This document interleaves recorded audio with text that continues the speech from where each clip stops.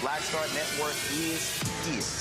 Hold no punches. I'm real revolutionary right now. Support this man, Black Media. He makes sure that our stories are told.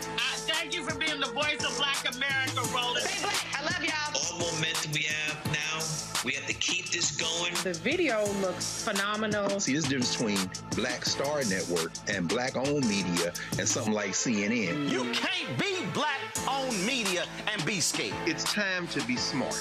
Bring your eyeballs home. You dig?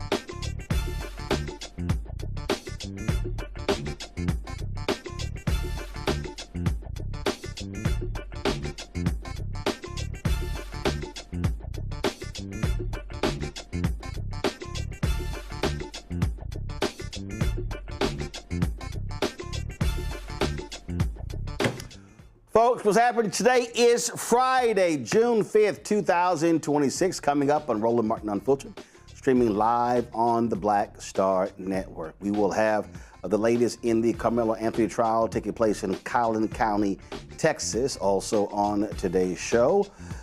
We'll deal with the issue of 4 former Alabama State basketball players, declared permanently ineligible as the NCAA found that they threw a game for $500 each.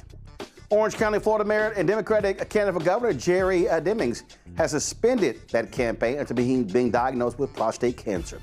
Ohio Congresswoman Shontel Brown lit into Agriculture Secretary Brooke Rollins about the rising number of farm bankruptcies, and job numbers were released today.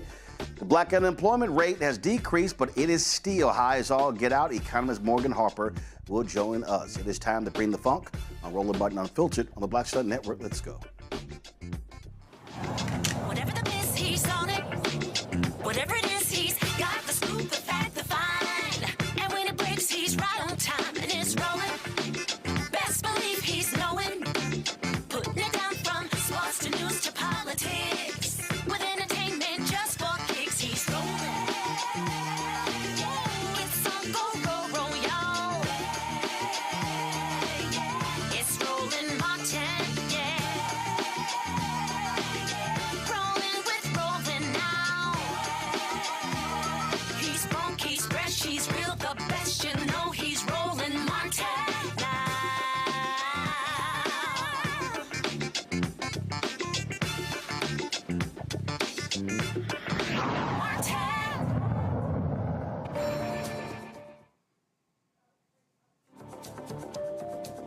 What are you doing?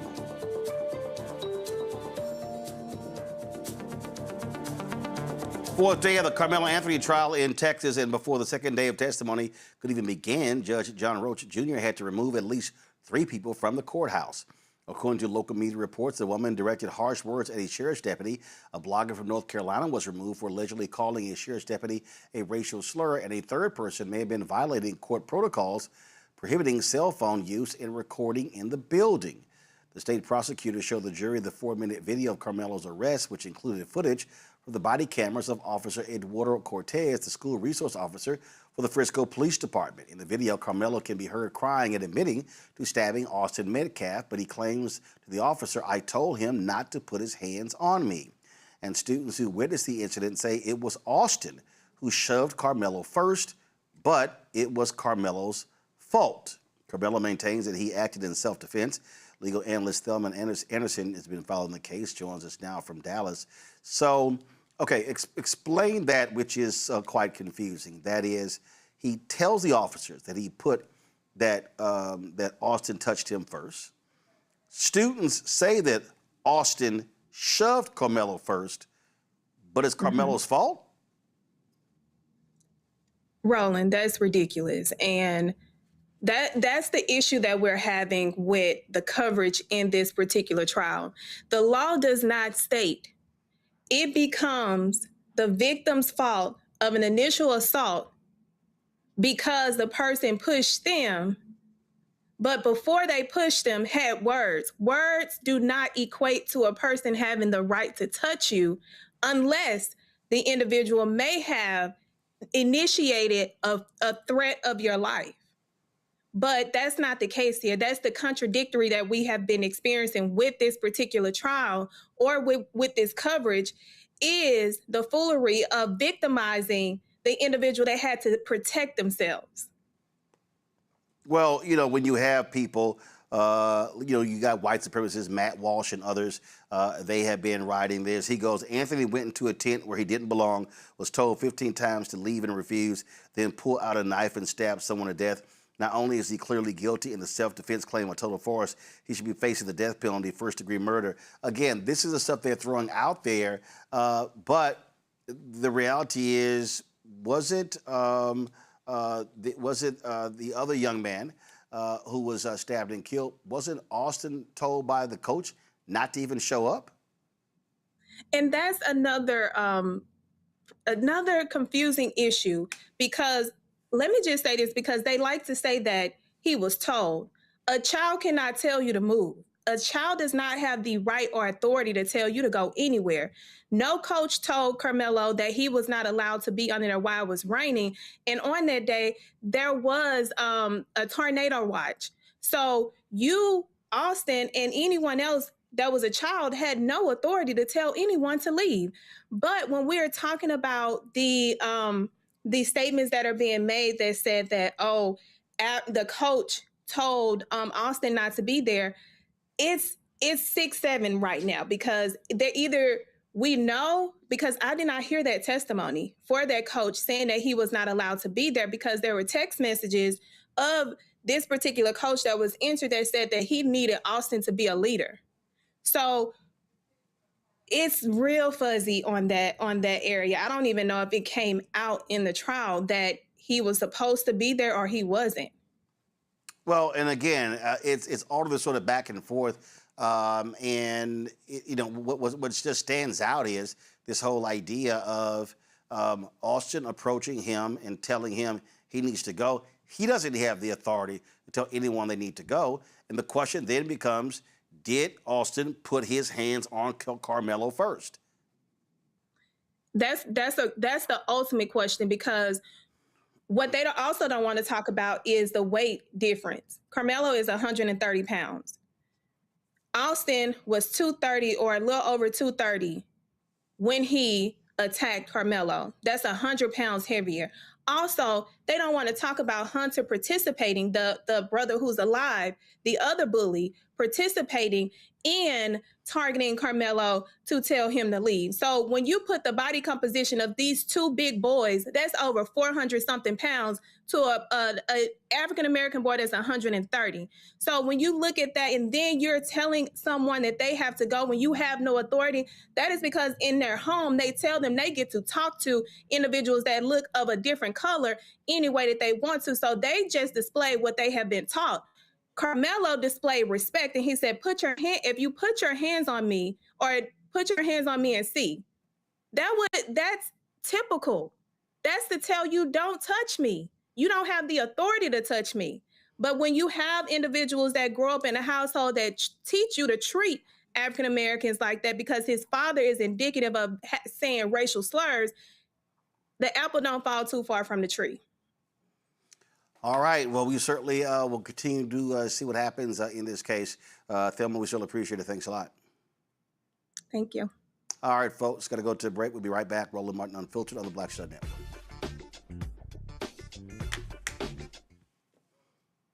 All right, folks, let me tell you about Chapter. Now, if you're on Medicare or about to be, the system is not set up to work for you. Too much fine print, too many plans, and too many people making money off of your confusion. And look, we're used to this. We're no strangers to systems that don't have our best interests at heart. But we don't have to accept it when it comes to Medicare. That's why I'm telling you about Chapter. Their advisors are independent and honest. In fact, they're the only Medicare advisors that compare every plan nationwide. And they're focused on one thing: what works for you.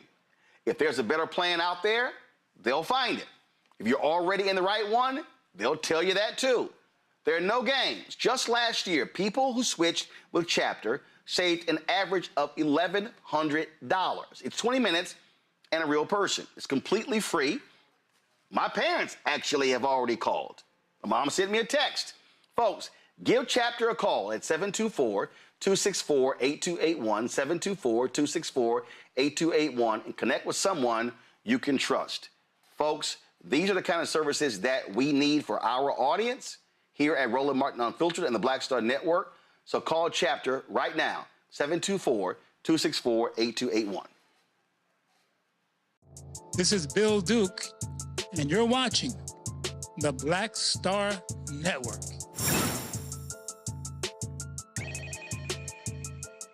All right, folks, going to bring in my panel to talk about this case. Joining us today, Win Goonisian, co-founder of Politicking, joining us from D.C., Matt Manning, civil rights attorney out of Corpus Christi, Michael Imhotep, host of the African History Network show out of Detroit. Matt, so in looking at this case, obviously Karmelo's defense team is saying that it was self-defense.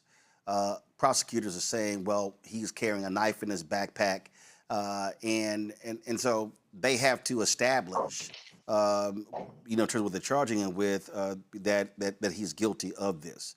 So what is the self-defense claim in Texas? Self-defense is appropriate under certain circumstances, the primary being you're in a place where you're allowed to be, so somewhere in the public, or your home, like you've heard of the Castle Doctrine. And the law basically says that the person has a reasonable belief that either deadly force or force is necessary to defend themselves or to defend a third person. Now, in this particular case, I haven't watched any of the evidence, but I was having a conversation with a colleague yesterday who was asking me what I thought about it, and I told him a couple things that I haven't heard opined yet. The first is the way it works at the end of a trial is you get a jury instruction. So the jury's given paperwork that says, here's how the law works, here's how it applies it. If you believe this, then this. If you don't believe this, then that, right? And the way you get a self-defense instruction, number one, is you show that there's at least a scintilla of evidence that generates the idea this might be self-defense. The reason I think that's a really interesting academic question in this case is this is a public stadium, from my understanding, and the allegation is that this occurred under a tent that was being privately controlled. But what my colleague and I were talking about yesterday is whether Metcalf and his people, so to speak, could even have a private space at a public venue, right? Because if they can, then there's an argument that Anthony would be trespassing, arguably, right? That's what the prosecutors are going to allege. If they can't have a private space in a public space, then it stands to reason anywhere Karmelo Anthony is, he's able to avail himself of the self-defense instruction. That's a super important issue in this case, just like the case I just tried 2 weeks ago, self-defense case, and that was the big fight there. Do we get an instruction or not? So I think that's going to be the important thing here. I think that Thelma was also speaking to an important thing. Reasonableness is looked at from the relative size of the people involved. So if one person is much larger than the other person, it might lend to the idea that the person who used the force was reasonable in their belief that force was necessary. But Texas is a stand your ground state. So the important thing is if you're somewhere you're allowed to be and you, are reasonable in your belief, you don't have to retreat, which is very important because that could mean, if you reasonably believe you're being faced with force, even if you're in a public space, you don't have to take a single step back. You can use the force necessary to defend yourself, and then a jury can opine that you were legally justified. And that's really going to be the question in this case. Well, and also what jumps out here is, okay, so they're under this tent. And prosecutors are saying he was told to leave. Well, first of all, if no adult was telling him to leave, then the question is, who has the right to tell somebody to leave? They said impending weather was coming. You're standing under a tent. Is that for me, Roland? Yes. Oh, yes. Yeah. I mean, I think that's a very fair question, right? I mean, especially because these are minors. So, do they have to adhere to the instructions of another person to leave? I think being completely fair in the analysis, I think there's also an argument that even if you're in a public space, you can have a privately controlled, spot. Like the example I gave my colleague yesterday is, look, if you go to Cowboy Stadium and you go tailgate and you have a tent, I mean, that's private property, but let's say it's public, right? If it's publicly accessible, and somebody tries to come into your tent and you use deadly force every day of the week, you're going to say this is our area, and this person was not given authority to be here, so we have every right to expel them from that location. But I think that public-private question is a very important one in this case, because if you're at a public stadium, I don't think you get to cordon off a space of it as being private for you. And in that case... But freeze it right there, because even with that particular example, okay, so let's just say, so I'm not gonna use Cowboy Stadium. I'm gonna say if you're at a Texans game, you at NRG Stadium, and you're tailgating. Right. Well, first let's say it's my tailgate. Let's just say it's my tailgate. It's my tent. I'm the one doing it, and let's say there's somebody who's there who was invited. Well, if somebody comes in who's uninvited, the question then goes, does the person who was invited have the right to intervene and say, you got to go? Now, it's a great question. So again, if it's me, if it's my tailgate, and this is just sort of how I'm looking at this here. I'm thinking that if you have a tent and it's the school's tent, the person who actually has the authority to say, here, Nate, is the coach. Or let's say the principal. Not just anybody on the team. You get to decide, and you get to tell somebody, hey, you got to get out of here. That, to me, I think also, hopefully you would think that that's going to be a part of this conversation among the jury. Who has the authority to tell somebody they can leave? And then even if someone has the authority to tell you to leave, do you have a right to push them, shove them, put your hands on them? I don't think you do. And I think what's really important about that example is I think, if the school is the one that has the tent, then the kids don't get to determine who comes in or out. But by that same token, I think if somebody had, let's say this wasn't the scenario, but Karmelo Anthony just got arrested for criminal trespass, I think he'd beat it every day of the week, because the prosecutor would say, you're not really controlling this space, right? That's predicated on the idea that you have the exclusive right of control to the space.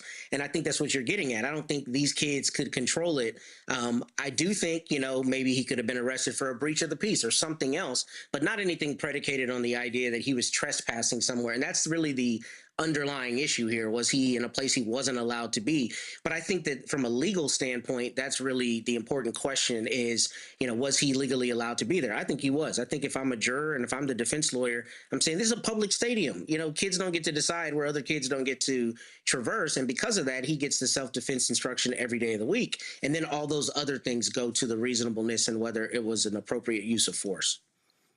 This is when Coney, the folks at Court TV posted this. Not sure if there's audio on it, guys, so you can turn it up. Karmelo Anthony was... Okay, so I'm just going to play from the beginning. Just listen to this. And this is a minor, a witness that was sitting under the Memorial High pop-up tent with his team near the victim, Austin Metcalf. The suspect, Karmelo Anthony, was from Centennial High and was sitting under the Memorial High tent. Austin told Karmelo that he needed to move out from under their team's tent. Karmelo grabbed his bag, opened it, reached inside, and proceeded to tell Austin, quote, "Touch me and see what happens." No one really thought Karmelo really had any weapons in his bag, and Austin proceeded to touch Karmelo. Then Karmelo told Austin to punch him and see what happens. A short time later, Austin grabbed Karmelo to tell him to move, and Karmelo pulled out what this witness recalled as a black knife and stabbed Austin once in the chest and then ran away. Let's talk about what that statement means. All sitting on the bleachers under a Memorial High tent when another male he did not know walked over and sat under the tent. That would be Karmelo Anthony. Austin told this male that since he didn't go to Memorial, he had to leave the tent. Austin and the male went back and forth. Then Austin stood up and pushed the male to get him out of the tent. During the time of the arguing, the male was reaching around in the bag that he had. It was at this time that the male took out the knife and stabbed Austin and then left the scene. They're substantially the same, Mark, in terms of what they are saying. There are a few differences, but what's your take on whether or not from those witnesses? Freeze that right there. And when Coney, this is all the back and forth. And at the end of the day, who's the aggressor? Even based upon those witnesses, Austin was the aggressor in this case. Yeah, I think he was, Roland, and I think the sad part about this is that I think if roles were reversed, we would be having a totally different conversation. I think for those who don't know the races of Karmelo and Austin, I will let you guess, but I think there's something really nefarious about feeling like there's an ownership or control over a tent or a piece of land that doesn't actually belong to you or anyone, right? That's number one. Number two, I think starting with physical aggression is also inappropriate. Now, whether or not the actions that followed after were appropriate, I mean, I'd argue that they weren't. But I think the bigger question and the legal question is, was it in self-defense or was it not? And I think if someone pushes you first, you do have the argument of self-defense. The bigger challenge that I'm struggling with, Roland, is the fact that despite the 589 prospective jurors, they couldn't find one black juror to be selected in the murder trial. I mean, I don't know about you all, but to me, that's diabolical. I think that really, again, it's reflective of the state of this country. I mean, you're telling me that there's not one black person that was fit to serve on that trial because they're saying it's not a racially charged trial, but we all know that it is. And so the concerning thing to me is Karmelo Anthony going to actually get a fair trial? And I'll let y'all be the judge of that. Michael? All right, Roland. So I saw your coverage yesterday. Excellent coverage, excellent analysis from Attorney Thelma. And I appreciate this coverage because we're not getting this in mainstream media. One of the things that Thelma brought out yesterday, if I heard her correctly, was that Karmelo was surrounded by 4 teens, and was it 4 teens that assaulted him? I know it was Austin Metcalf that pushed him, but it sounded like she said he was actually being assaulted by 4 people as opposed to just one. Did I hear that correctly yesterday, Roland? Well, it's so you have different differing accounts. For instance, you have the folks who testified today said that there were several who were around there, and so that's the whole point. I mean, remember, you had a number of athletes who were under this one tent. So when you say surround, well, if you're under a tent, you're sort of all in this whole area. Okay. Well, we know he was outnumbered, and also looking at the coverage from local media, because I looked at some news coverage from local media. Austin outweighed Karmelo by 83 pounds, according to one local news account as well. So so far, this sounds like this was self-defense. And it was also brought out that Karmelo only stabbed him one time, and he was the only person that Karmelo stabbed as well. So it didn't appear like there was some type of revenge that Karmelo was trying to get. He's trying to attack multiple people. He was defending himself against the person who pushed him. And as it came out in court today from witnesses, Austin did push Karmelo first. So we'll see how this turns out. But the other thing, quickly, I was reading the analysis dealing with the 3 Black female educators that were struck from the jury pool. And it was said that the prosecutors were saying that they were struck because the fatal incident took place at a school-sponsored athletic function involving school-age children, and they didn't want teachers on the jury. Now, my thing would be, okay, would you want a coach on the jury? Say it was a white male coach. Would you let the white male coach on the jury? That sounds like a reach to me. I'm sorry. I'm not an attorney. That sounds like a reach to me. These are things that we often see in these cases. And Matt, again, the prosecutor said, oh, no, that they had other reasons why they struck 3 teachers who were all Black from being on this jury. Can I speak to that real quick? Yeah. Yeah. So, to keep it really short, ironically, most defense lawyers, me included, don't generally like teachers on juries because teachers usually have no issue punishing. So I'm surprised they said they didn't want teachers on that jury. On that jury, I just tried a case a couple weeks ago. I had a teacher on there, and I was leery about her being on there for that very reason. But the other thing I wanted to explain very quickly is, yes, per se, not having Black people on the jury does make you question the veracity of the jury, especially if they find somebody guilty. That's what happened in my scenario. We didn't have any Black people who made it on the jury. But the thing people need to know is, with a jury selection, you don't pick the people on the jury. You pick the people you want to get rid of, and you get left with whoever's left from the jury. So it creates a problem when you have a county that doesn't have a lot of Black people who are going to be on the jury panel to begin with. Now, of course, there are prosecutors who historically have, used racial reasons to get rid of Black people. There's no question with that.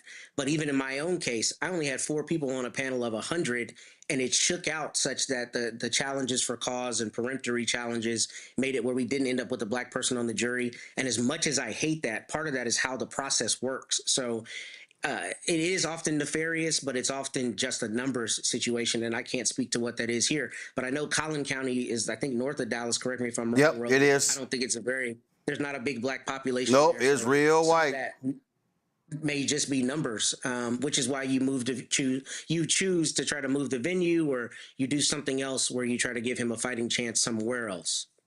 Absolutely. So, folks, we're going to keep looking after this here. All right, let's go to a break. We come back. We're going to talk about the conviction of 2 former white paramedics in Colorado overturned the death of a young Black man. That and other stories coming up next. Roland Martin Unfiltered on the Black Stud Network. Don't forget, support the work that we do. Join our Bring the Funk fan club. Goals to get 20,000 people on every year who can contribute at least $50 each a year. That's $4.19 a month, 13 cents a day to support this show and the other shows here on the network. If you want to support us, please do me a favor. You can contribute via Cash App to using the Stripe QR code. You see it right here. That's also a credit card. Checks and money orders. Make it payable to Roland Martin Unfiltered. P.O. Box 57196, Washington, D.C. 2003 7-0196. PayPal's R Martin Unfiltered, Venmo RM Unfiltered, Zelle, Roland at RolandSMartin.com, Roland at RolandMartinUnfiltered.com. Of course, every Friday we always end the show by showing you all the names of our more than 47,000 donors. I just want to shout out Lisa Jenkins, Cheryl Dugan, as well as Sharon Wingate. They're among the 3 who donate to our show every single month. Lisa Jenkins has given to our show every month since we launched 7.5 years ago. Cheryl Dugan as well. And so I appreciate the folks who support this show month in and month out. There are people who give an annual donation every year.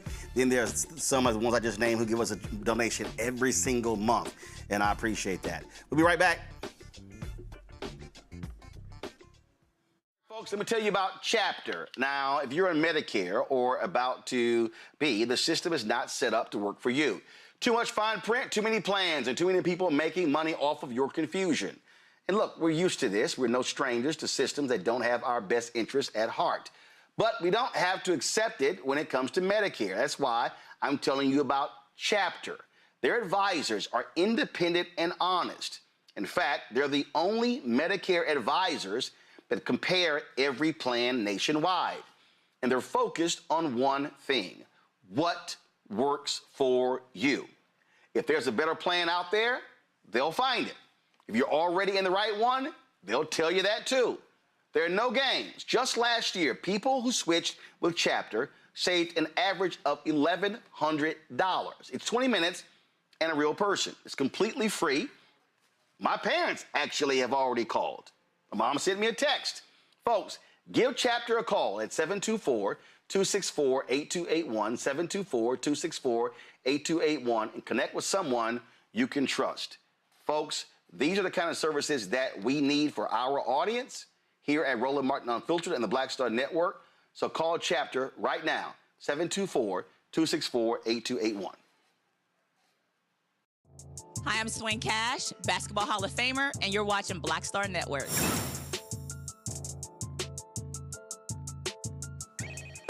According to today's Bureau of Labor Statistics job report, 172,000 jobs were created in the month of May, well above the 88,000 that economists expected. The overall unemployment rate remains the same at 4.3%. Unemployment dropped from 7.3% in April to 6.6%. That's black unemployment. Black unemployment dropped, okay, which is still almost double that of the white rate. However, the unemployment for black men dropped to 6.4%. And for black women, the unemployment rate dropped to 5.6%. Morgan Harper, the Director of Policy and Advocacy at the American Economic Liberties Project, joins us right now. Morgan, glad to have you here.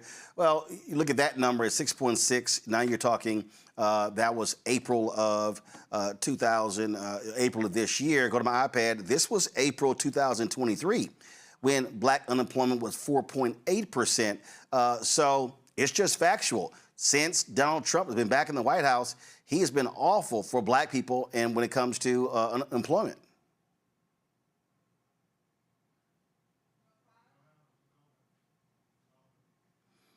Let's see here. Morgan, can you double check if you're muted on your end? I can't hear you. All right, yeah, you're still muted. Nope, can't hear you. All right, so let's do this here. Y'all figure out Morgan's audio, and then let me know so we can talk about the jobs numbers. I'm gonna go to this other story, then come back. So y'all let me know when y'all got the audio straight, folks. Let's talk about the story out of Colorado. Remember that particular story where two paramedics were convicted for their role in the death of Elijah McClain. Well, those convictions have now been overturned. He died in 2019. And it was a case that everybody was following. On Thursday, the Colorado Court of Appeals reversed the 2023 homicide convictions of two paramedics, Peter Sachuniak and Jeremy Cooper. The appeals court agreed with Cooper's argument that the district court erred in refusing to clarify the standard of care applicable to the charge of criminally negligent homicide after the jury indicated they were unsure of the standard to apply and requested a definition. Sachuniak's conviction of second-degree assault by unlawful administration of drugs remains in place. He was sentenced to 4 years probation in September 2024. Cooper was acquitted of the second-degree assault charge in 2023. The 23-year-old unarmed black man died after Aurora police placed him in a neck hold, and Cooper administered an excessive amount of the sedative ketamine. Sachuniak was supervising Cooper at the time of the injection. Colorado Attorney General Phil Weiser said this about the ruling. A jury convicted 2 paramedics for the death of Elijah McClain, an innocent black man who did nothing wrong that tragic night 7 years ago. Bringing these cases to trial was the right thing to do for justice for Elijah McClain and for healing in the Aurora community. The Attorney General's office is committed to defending these convictions through the appeals process. Justice demands it. Community activists held a news conference to voice their outrage over the appeals court decision. We say liberty and justice for all. And our pledge of allegiance to this country, we say liberty and justice for all. What this system told us yesterday was liberty and justice for all except Elijah McClain and anyone that looks like him. So I'm going to challenge us as a society. Maybe we should take that line out of our Pledge of Allegiance, because the black community knows that that is not true. Those who want to uphold these systems that harm us know that isn't true. And I have no doubt that everybody in between knows that that is not true. So maybe we should stop saying liberty and justice for all.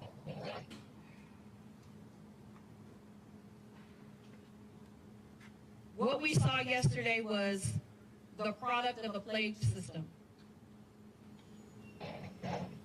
And so I'm going to remind all of us what our Colorado appellate court is thrusting us back into. The night Elijah McClain was murdered, he went to the store and decided to walk home. He thought he was just simply going to come home. He was met by police officers. He was tackled. He was tortured. And then to ensure that he would not survive the night, he was injected with ketamine. If you heard any part of that trial or sat through any part of that trial, you know that Elijah was begging for his life. He had to humanize himself. He uttered the words, "I'm sorry," to the men who killed him. And before he uttered those words, it was clear that those men knew exactly what they were doing. If you listen closely to that body cam footage, you will also hear Elijah moaning at the end of his life. And you will hear a police officer sneeze, and another officer says, "God bless you." While he's moaning for his life, someone sneezes and someone offers a "God bless you." In connection with McClain's death, three former Aurora police officers were also charged. Randy Rodema was found guilty of criminally negligent homicide and third-degree assault, while Jason Rosenblatt and Nathan Woodyard were acquitted of all charges. So we'll see, of course, what happens next with this case as Colorado looks to appeal this decision. Folks, we're seeing betting take place all across sports. You watch a sports broadcast every single day, football, basketball, you name it. All you see are all of these different betting commercials and ads and apps and things along those lines. You got lots of these podcasts being sponsored by betting companies. Well, it's no shock it's going to have an impact what happens on the court. The NCAA has permanently banned 4 former Alabama State University student athletes due to their involvement in betting. The individuals are identified as Amar Knox, Sean Fulcher, Corey Hines, and Tony Medlock. They engaged in game manipulation regarding the outcome of the December 5th, 2024 game between Alabama State and Southern Mississippi. According to the NCAA, the 4 players received a total of $2,000 from 2 known bettors to deliberately throw the game. The players accepted the offer and received payment The U.S. Attorney's Office for the Eastern District of Pennsylvania has indicted the 2 bettors involved in this scheme on charges of wire fraud and bribery related to gambling on sports contests. The scheme at Alabama State was uncovered after one of the players, Hines, transferred to Temple University. He informed the NCAA's enforcement staff that he had been contacted by the FBI, which showed him text messages regarding a sporting integrity issue from his time at Alabama State. When interviewed, players lied to the NCAA. They lied involved in here. And when Cooney, no one should be shocked. The reality is same thing. Terry Rozier, one of the NBA players indicted, the arbitrator ruled that he has to return most of his $26.6 million salary this year, and he was indicted for allegedly taking $100,000 regarding a bet on the game. First of all, I would just say those aren't good odds to lose $26 million for a $100,000 bribe. Allegedly. Hold up. Allegedly. Right. I mean, Roland, I think what it boils down to, like you said, is like this explosion of sports betting, right? And people have done it so commonly now, I think people don't really stop to think of the implications of this. I think, one, it talks about what the NCAA's challenges are in terms of this is what happens when you're not necessarily paying players, right, is that players are going to find other ways to get paid. So I think it really causes us to take a wider look at what that means and what it means for these 3 young men who are now ineligible for life, right, to play ball and probably have wrecked their careers and futures.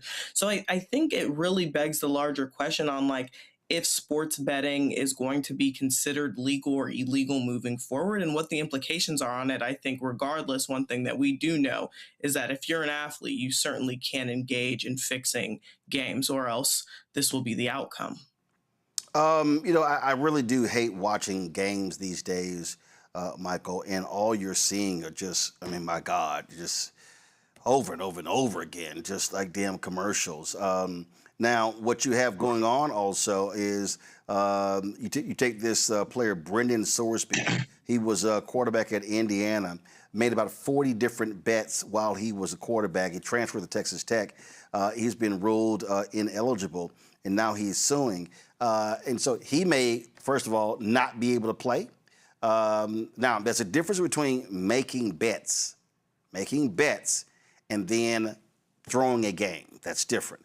But we're seeing this here. Now he was apparently, Sorsby, this is the ESPN story, Sorsby has been diagnosed with a gambling and anxiety disorder and recently completed a 35-day stint in Arizona Gambling Rehabilitation Center, according to his attorneys. He said, "It became a habit for me to bet." Sorsby wrote in a statement to the NCAA, "My betting became a compulsion, which made it virtually impossible to resist the constant notifications I received from betting apps. I lost complete control of my addiction. I now realize the apps control me and I did not control them." What people have to understand is that, like, first of all, betting on games, that's different than throwing a game. It's also different than what Terry Rozier, Chauncey Billups, and others, Damon Jones, they were also indicted because they were indicted by being involved in an illegal gambling ring. But it all speaks to what happens when gambling is allowed in sports. And again, you have gambling companies that are now sponsors of sports leagues, NBA, NFL. Yeah, Roland, this is just sliding down the hill of greed and corruption, okay? When you talked about this story, Chauncey Billups came to mind. I live in Detroit. Chauncey Billups is a hero here. Detroit Pistons. Pistons won the championship with Chauncey Billups. And when that scandal broke that you just mentioned, that gambling ring, Jamel Hill, the sports journalist Jamel Hill, I saw her on one of the shows, and she was talking about how in sports there's a culture of gambling.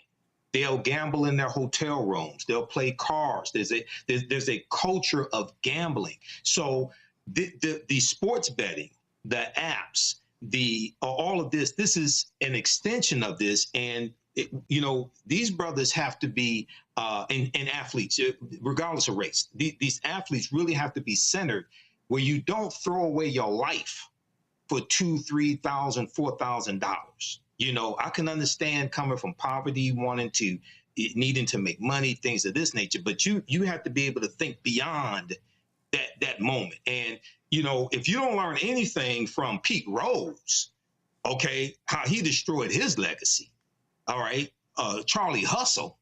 I remember when I used to follow baseball when I was a kid, you know, Pete Rose was a hero. Pete Rose destroyed his legacy because of betting on games and allegedly, from my understanding, games that he was involved in.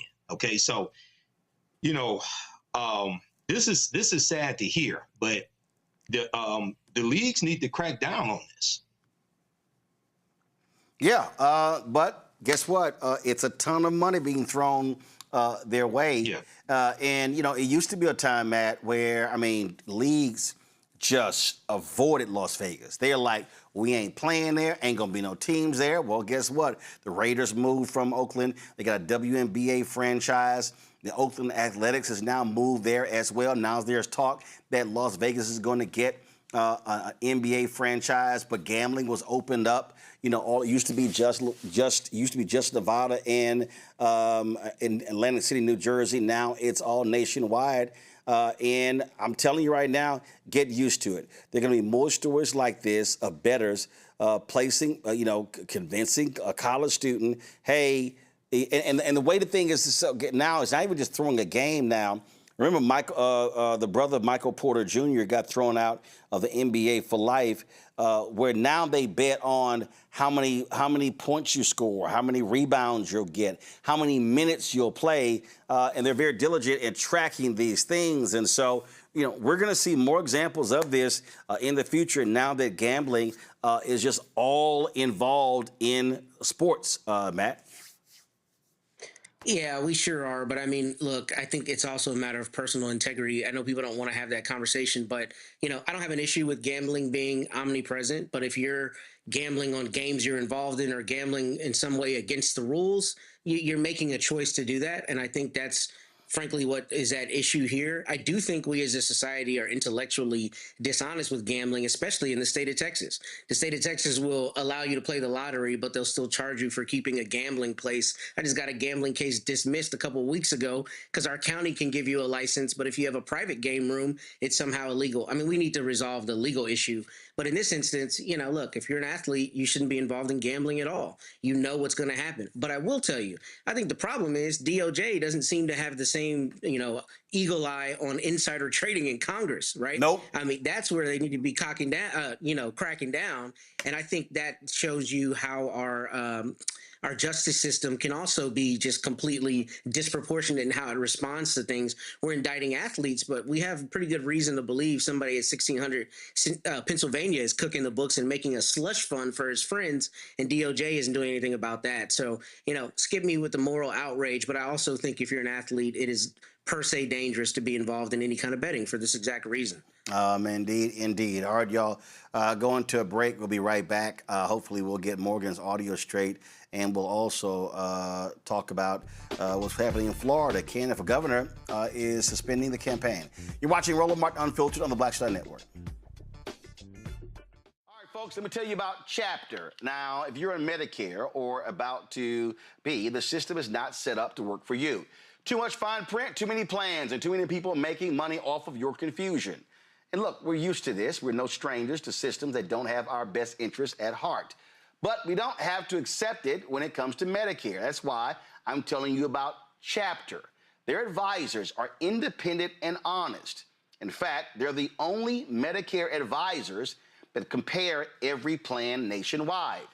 And they're focused on one thing: what works for you. If there's a better plan out there, they'll find it. If you're already in the right one, they'll tell you that too. There are no games. Just last year, people who switched with Chapter saved an average of $1,100. It's 20 minutes and a real person. It's completely free. My parents actually have already called. My mom sent me a text. Folks, give Chapter a call at 724-264-8281, 724-264-8281, and connect with someone you can trust. Folks, these are the kind of services that we need for our audience here at Roland Martin Unfiltered and the Black Star Network. So call Chapter right now, 724-264-8281. With medicine and science under attack, I want to keep you and your family informed and healthy. I'm Dr. Ebony Hilton, and I knew at the age of 8 that I wanted to be a doctor. So I studied hard and became the first African-American female anesthesiologist hired at the Medical University of South Carolina since its opening in 1824. And I always say I was made into a doctor, but I was born to be a mom. And as a new mom, wife, sister, daughter, and friend, I understand how frightening a medical crisis can be. I care for individuals on some of the worst days of their lives, and it's my mission to provide you with a safe space to gain clarity on issues affecting your mind, body, and soul. I recognize that there are health disparities, particularly as it pertains to race, and I want to help bridge the gap between you and your healthcare providers. Join me every Thursday for Second Opinion on the Black Star Network, where each week I'll invite experts from various medical fields to share the latest health news. We'll discuss topics such as the vaccine debate, mental and sexual health, medical bias, infertility, menopause, andropause, nutrition, and aging. Together with my medical colleagues, we aim to provide you with a second opinion. Don't miss it, Thursdays only on the Black Star Network. If in this country right now, you have people get up in the morning and the only thing they can think about is how many people they can hurt, and they got the power, that's the time for mourning. For better or worse, what makes America special, it's that legal system that's supposed to protect minorities from the tyranny of the majority. We are at a point of a moral emergency. We must raise a voice of outrage. We must raise a voice of compassion. And we must raise a voice of unity. We are not in a crisis of party versus party. We are in a crisis of civilization, a human rights crisis, and a crisis of democracy itself. And guess what? You've been chosen to make sure that those that would destroy, those that would hate, don't have the final say, and they don't ultimately win. How you doing? I'm Mark Curry, and you're watching the Black Star Network. That's why I got these glasses on, because that black star is bright.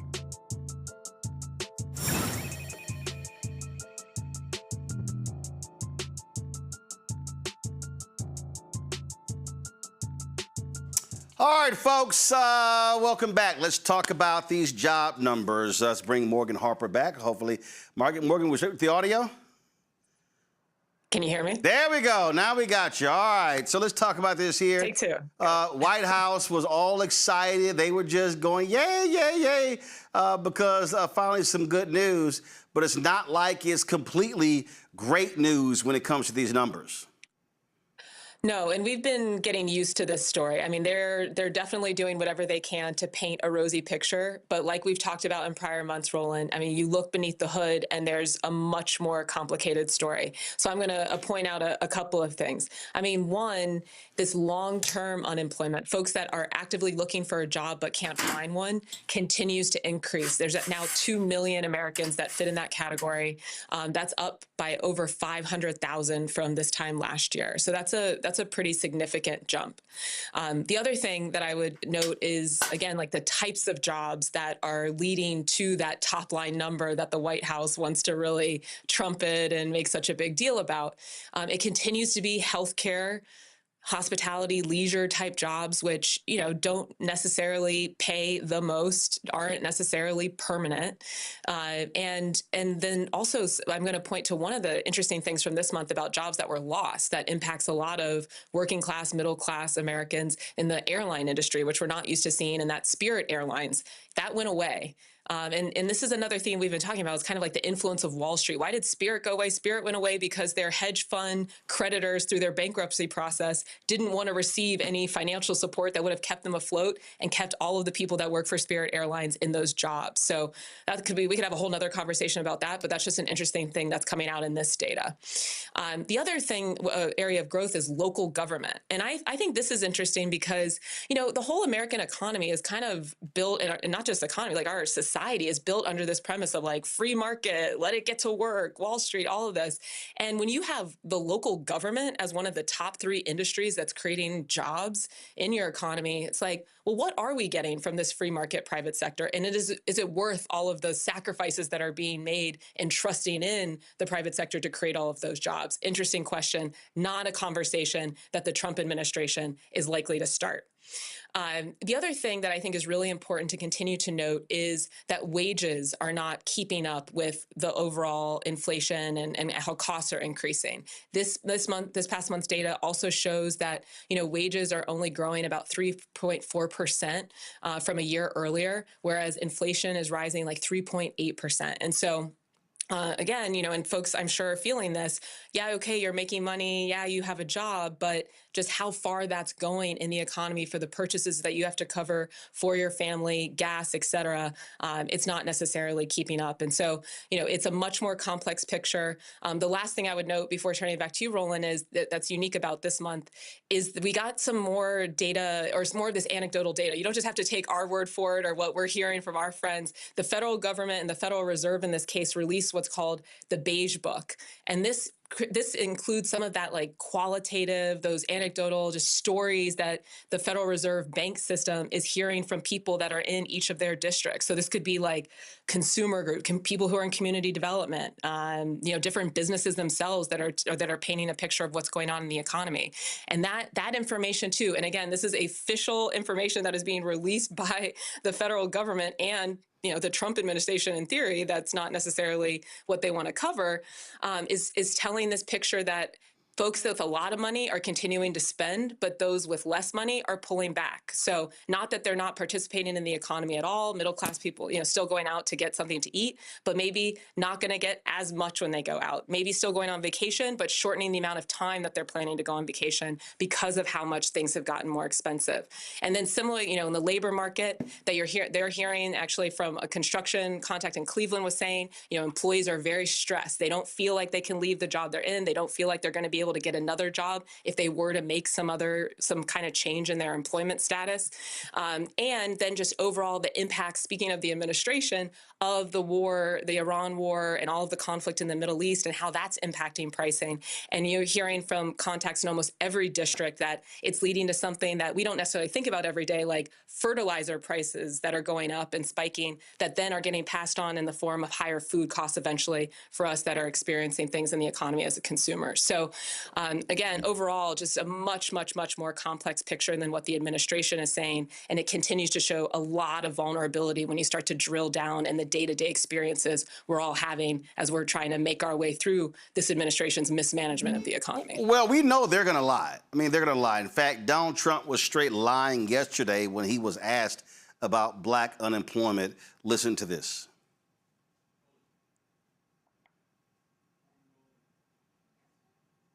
Okay, guys, I told you earlier to pull that clip. So just forgive me the clip yesterday of Trump talking about black unemployment. They were in the Oval Office. The grill asked him this question. I'm going to come back to it. This is, we talked about the numbers. Black unemployment rate, 6.6% of April 2026. Go to my iPad. This was the number in April 2023. It was at 4.8%. When we talk about unemployment, the reality is that the lowest unemployment among African Americans took place under President Joe Biden, Vice President Kamala Harris. Yet Donald Trump still acts as if him and his supporters are still trying to hold on to the number in his first term, but it went lower under Biden-Harris. And so I don't know what the hell they keep trying to talk about, like he has just been so great for black people economically. Yeah, I think I saw some of the coverage of the Griot question. And yeah, he's saying he's doing everything to support black jobs. But again, we do not have to take anything that he's saying for his word. We can go to the data. It is a fact that there are a lot of black folks throughout this country that have been employed very securely and with good benefits by the federal government. That has been one of the primary targets of this administration's policies, is to eliminate those jobs. So any claim that you are supporting black employment, black financial stability is absolute nonsense coming out of this administration. It is just not true. That is not an opinion. That is fact. So, and again, even if you're making some claim about the jobs that are being created, and like we were just discussing, what industries they're in, healthcare, leisure, hospitality, comparing those types of jobs to the types of benefits that would be in security that would be coming from federal jobs, there is no comparison. So, yeah, I agree, Roland. I think it's not surprising by any means. And as we get, deeper into 2026, there are elections that administration is going to have to, or they're going to be motivated by, to get any narrative out that feels like it's supporting their success to get their people elected. But we have to continue to come back to the numbers. We don't have to imagine what's going on out there. We're seeing it for ourselves and what the data is showing us and the stories that we're all experiencing day to day. Yep. There'll be more lying. All right, do we have the clip? Let's roll it. On jobs, tomorrow the jobs report will be released. While the unemployment rate has been steady at 4.3%, the black unemployment rate has been 7.3%. When you ran for president, you courted black voters and talked about what you described as black jobs. How do you describe why this disparity is happening? What can you do to close that? Well, we're doing very well with the black jobs, African-American jobs. I saw some numbers that we're doing really well. But where we're really going to do well is when all these plants are open. We're building many car plants. We're bringing cars back from Germany. We're bringing, we lost the car industry years ago. 54% of the industry went to Germany, Japan, Canada, Mexico. It's all coming back. It's amazing. And where your black worker is really going to do well is when those factories open. So I think they're going to be great. We've been doing very well. It's been a big focus for me. Yeah, please. Morgan, what the hell is he talking about? I mean, first of all, oh my God, we lost some manufacturing. Okay, one, that's a lie. Because if anybody who understands what's been happening is those same foreign manufacturers were opening plants in the country. His tariffs actually shut a lot of that down. The attacks on ICE, the attacks on the folks. We saw what happened to the Hyundai plant in Georgia. So what the hell are you talking about? It is like, oh yeah, once these manufacturing jobs come back, yeah, black people, y'all gonna be good. Got it. Yeah, it's a wonderful imaginary land that he's building for himself, I guess. Yeah, I mean, look, the reality is, that disparity between black unemployment and the general unemployment rate was at its narrowest during the Biden administration. That is true. And we have no indications from this current administration set of policies that they are bringing manufacturing back. And again, that's not just my opinion. Look at the numbers. It's not happening. And to your point, Roland, a lot of the decisions that are being made now, nothing suggests that they're going to be changing the trajectory anytime soon, right? So, yeah, I think it's actually they've created a lot more uncertainty in the environment. They've created a lot more barriers to investment happening in the U.S. And I don't know that anyone out there is expecting some kind of huge jobs boom as a result, and especially not a jobs boom that's going to specifically support our community. In a moment, I'm going to play this clip. Niger Ennis was on Laura Ingraham, and he was just touting how amazing things are in America, as if they actually happened under Trump. And I got to get your thoughts on that. I'm going to go to my panel first, though, with questions. Let's see here. Winkuni, you first. So, first of all, thank you for that breakdown. I think what I'm curious about is this black job statement in terms of factory jobs. First off, we know that black and brown people don't only work at factories, but what I wanted to know is, are those types of factory or automotive jobs at risk because of the recent boom of AI? I mean, how realistic are those jobs in continuing to proliferate in the future, knowing what we know about the advent of AI and how a lot of these factory jobs are going to be replaced in the next few years? Yeah, I think it's a great question. Good to see you. And I think it's a great question. I mean, the reality is we kind of don't know yet exactly how all of the AI technology is going to play out in the economy. And this is a really live discussion, but it does seem like, yes, even if we have more factories that are opening, even if we have, more companies that are investing in manufacturing, they are likely to be putting more of the resources towards automation within those factories, and they will just not be creating the same level of jobs that they might have even a couple of decades ago. And so, even thinking of that as some kind of long-term strategy for supporting the, middle class and creating like more stability for the middle class seems a little bit short-sighted. And I think that's why we are starting to see these proposals. I don't know if, everybody saw it this week and over the last couple of weeks, like, when Bernie Sanders came out with a proposal about AI and creating a sovereign wealth fund for American citizens related to AI to be able to capture some of the financial gains, like the government taking equity stakes in the largest AI companies. I'm not saying that's a good or a bad idea, but it's kind of interesting that that's where we're at in that conversation, that we have senators that are suggesting taking these equity stakes. Elizabeth Warren was talking about a tax on AI that then would be able to, that revenue would be able to be used to support different kinds of programs for families like childcare and healthcare, given that there are likely to be these types of disruptions to the labor market. And so I don't think anybody has the exact answers here, but this is another one of the risks in having an administration that is so deeply unserious about understanding problems, let alone solving them, because we have a lot of change that's happening right now. And it does seem, when we're talking about AI,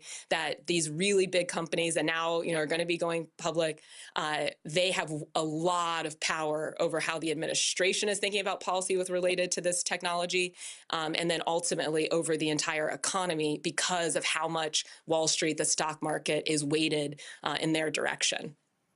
Absolutely. Michael? Okay, Morgan. And first of all, it takes between 18 months to 60 months, a year and a half to 5 years to build a car factory. So I guess Trump is talking about jobs coming after he leaves office, if he leaves office. The piece from Detroit to know all the details on that. I'm just kidding. Go ahead. I warned people in 2015 and 2016 about Trump when I was on the radio here in Detroit. I warned them. The piece from thegrio.com today that talks about how even though the Black unemployment rate dropped is not as good as Trump makes it seem, talked about the labor force participation rate. And it's not that more jobs were created that Black people got, is that more Black people stopped looking for jobs. That's what brought it down to 6.6%. 6.6%. Can you talk about that? Because that'll get lost in the headline news posts that we see. Yeah, I think you've identified, another one of the risks in these aggregate statistics is it's not telling the full story. So that's absolutely right. I mean, the way that unemployment is calculated it is taking into account people who are looking for jobs. Once you stop looking for a job, then you're not included in that data. And then it can create this almost like inflated sense of a positive picture, right? Because the number is going down, but that doesn't mean that things are getting better. And similar, to what I said earlier in kind of the overview and the breakdown, and even within that number of, how we're looking at who is looking for employment, we're starting to see more people that are looking longer. And so, yes, maybe the overall number is going down, but among that set of people who are still unemployed, they've been unemployed for a minute, and maybe like several months. And so, again, yeah, it's a much more complicated picture. We have to continue to have these breakdowns so we understand what's going on. And we aren't seeing any movement from the administration to really, again, be honest about what these numbers, they have no incentive actually to be honest, given all the political implications of how badly the economy is going for a lot of us, a lot of regular people. And so as long as we have an understanding of it, get that information out, it's going to be very important in the coming months ahead too. Matt? All right. Hi, Morgan. It's always a pleasure to see you and to learn from you. I have two quick questions. The first is, what is the the practical effect of there being an increase in local government hiring? What does that mean in terms of the health of the economy, and just any insights you can provide there? And then secondly, what is the interplay with these numbers that we're seeing in the bond yields? My understanding is that would mean that private, lenders are less likely to lend because now they don't have the same competitive edge with the government. But if you could explain what those things mean, I'd really appreciate it. Yeah, the local government one, I don't know that I have an exact answer on any of that, but I flagged it because I do find it kind of interesting that it's among, again, like the top three market areas, if you want to call it that, that are leading to some of this job growth. But as we know, I mean, the local government isn't what most of us think of as a market, right? I mean, these are usually jobs that are created to provide services for us and citizens and wherever we're living. Now, like we talked about, the federal government, which is also one of the sectors that's, you know, calculated in these statistics, has been going down. So to see local governments that are starting to have an uptick, I don't know that I know exactly what to make of that. But like I said earlier, I mean, I think it does undermine one of the core premise in American society is that, like, burn baby burn, let the market go, let the free market rule, and private sector is going to work for us and trickle down, and you know, good times will just come. And it's like, well, is that true when we have an economy where most of the jobs are being created, leisure, hospitality, healthcare, and then local government, and also what sector has been under attack based on a lot of policies from the White House and also state governments. I mean, you know, I'm in Ohio. We have a state government that has drastically tried to reduce investment in local government. And so, again, I don't know exactly what's going on there, but I do think it's a sign that we do not have an economy that's creating jobs in industries that will be meaningfully building up a lot of folks' financial position, or suggest that America is going to be a leader in future innovation and manufacturing and, you know, different sectors like that. And then, you know, in getting to the bond piece of it, and I do think, you know, just in like we're looking at, you know, bonds from the federal government, that okay, yes, if some of these top line stats are suggesting some positivity, but there is this much more complicated picture of what's going on in the American economy and no reason to be that optimistic about what's coming, well, then we are going to have to start giving people a lot more money to invest in the U.S. and continue to fund our government and a lot of the activity coming out of the federal government. So, yeah, it's interesting. I think this is one we have to continue to watch. I'm going to definitely try to learn more about it, but I found that stat a bit curious, and again, not necessarily to me a signal that all is well with us right now. All right, so Laura Ingraham invited Niger Ennis to her show, and he said some of the most insane stuff, and I ripped him last night, and I just had to play it again for you, Morgan, as the economist. Listen to this fool. The sharp contrast here, Ali Velshi, focus on America's, you know, I guess irredeemable sins if you don't have reparations, to this idea that in this country anything's possible. Anything's possible if you play by the rules and you work hard and you have a positive attitude. I mean, the sky's the limit.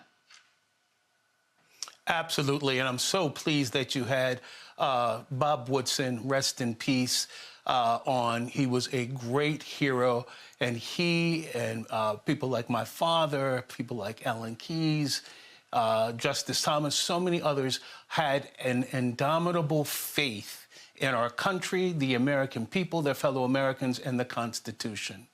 You know, Laura, you know, people can disparage you and I as being, you know, leaning to the right so they wouldn't believe our statistics. Well, if you don't believe us, go to the black liberal think tank, the Joint Center for Economic and Policy Research, that in 2024, and I want to get this right, so I'm going to read it literally from their study.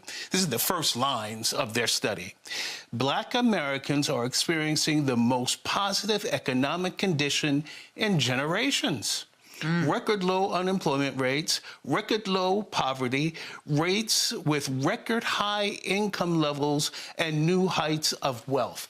That is from the Joint Center, which is a black liberal think tank. And, you know, Laura, look, if you look across the line, not just economically, politically, let me just give you a little snapshot.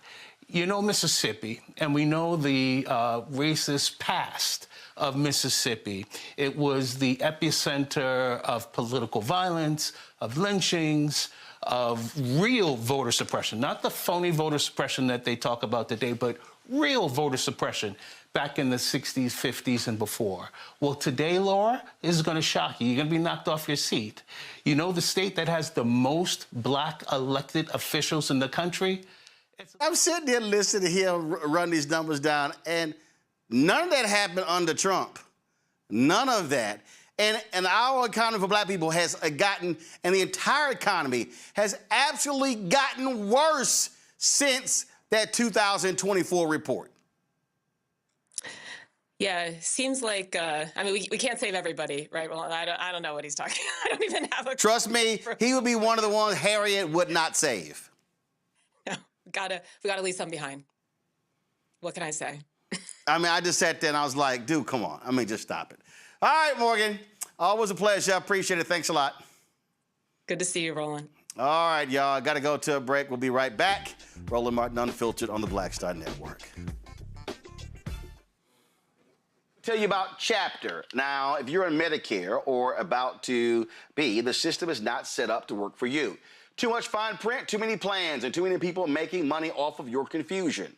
And look, we're used to this. We're no strangers to systems that don't have our best interests at heart. But we don't have to accept it when it comes to Medicare. That's why I'm telling you about Chapter. Their advisors are independent and honest. In fact, they're the only Medicare advisors that compare every plan nationwide. And they're focused on one thing: what works for you. If there's a better plan out there, they'll find it. If you're already in the right one, they'll tell you that too. There are no games. Just last year, people who switched with Chapter saved an average of $1,100. It's 20 minutes and a real person. It's completely free. My parents actually have already called. My mom sent me a text. Folks, give Chapter a call at 724-264-8281, 724-264-8281, and connect with someone you can trust. Folks, these are the kind of services that we need for our audience here at Roland Martin Unfiltered and the Black Star Network. So call Chapter right now, 724-264-8281.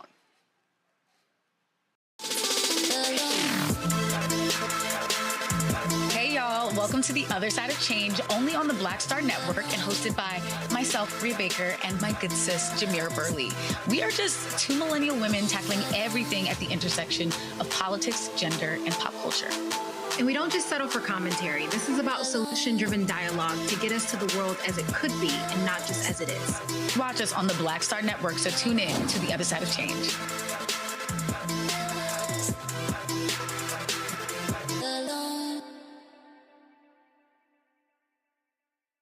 I'm Ryan Wilson, CEO and co-founder of The Gathering Spot, and you're watching Roland Martin Unfiltered on the Black Star Network. All right, the House Agriculture Committee had a hearing, and man, did Ohio Congresswoman Shontel Brown go in on Brooke Rollins, Trump's inept and incompetent agriculture secretary. Watch this. Secretary Rollins, over the last year, this administration has repeatedly said that we are entering a golden age of American agriculture. Well, frankly, that would come as news to the farmers and ranchers I talk to in Ohio and around the country, because the only thing that is truly golden right now is the price of fertilizer, while farm country and rural America struggle. Farmers are facing trade wars and real wars, rising input costs and shrinking export markets, cuts at USDA, and tightening margins, all because of policy choices made by this administration. For many producers, the question isn't how much they're making, it's whether they'll make it through another season. So you all can call this the golden age if you want, but the numbers tell a different story, and so do the farmers living it every day. So, Madam Secretary, yes or no, are you aware that the farm bankruptcies increased by 46% last year, according to the American Farm Bureau? Out of 1.77 million Reclaiming farms. my time, it's a yes or no. And are you aware that USDA's own estimates show that farm income fell roughly $25 billion following the implementation of tariffs? Yes or no? That was based on the years before yes when we no? lost our export markets. Well, Reclaiming yes my no time. Question. Are you Corn aware that according up. to a recent Farm Bureau survey, 6 out of 10 farmers report that their financial situation is getting worse? These are simple yes or no's. We have opened the market. Reclaiming my time. These are facts, Secretary Rollins. So this is what a golden age of agriculture looks like.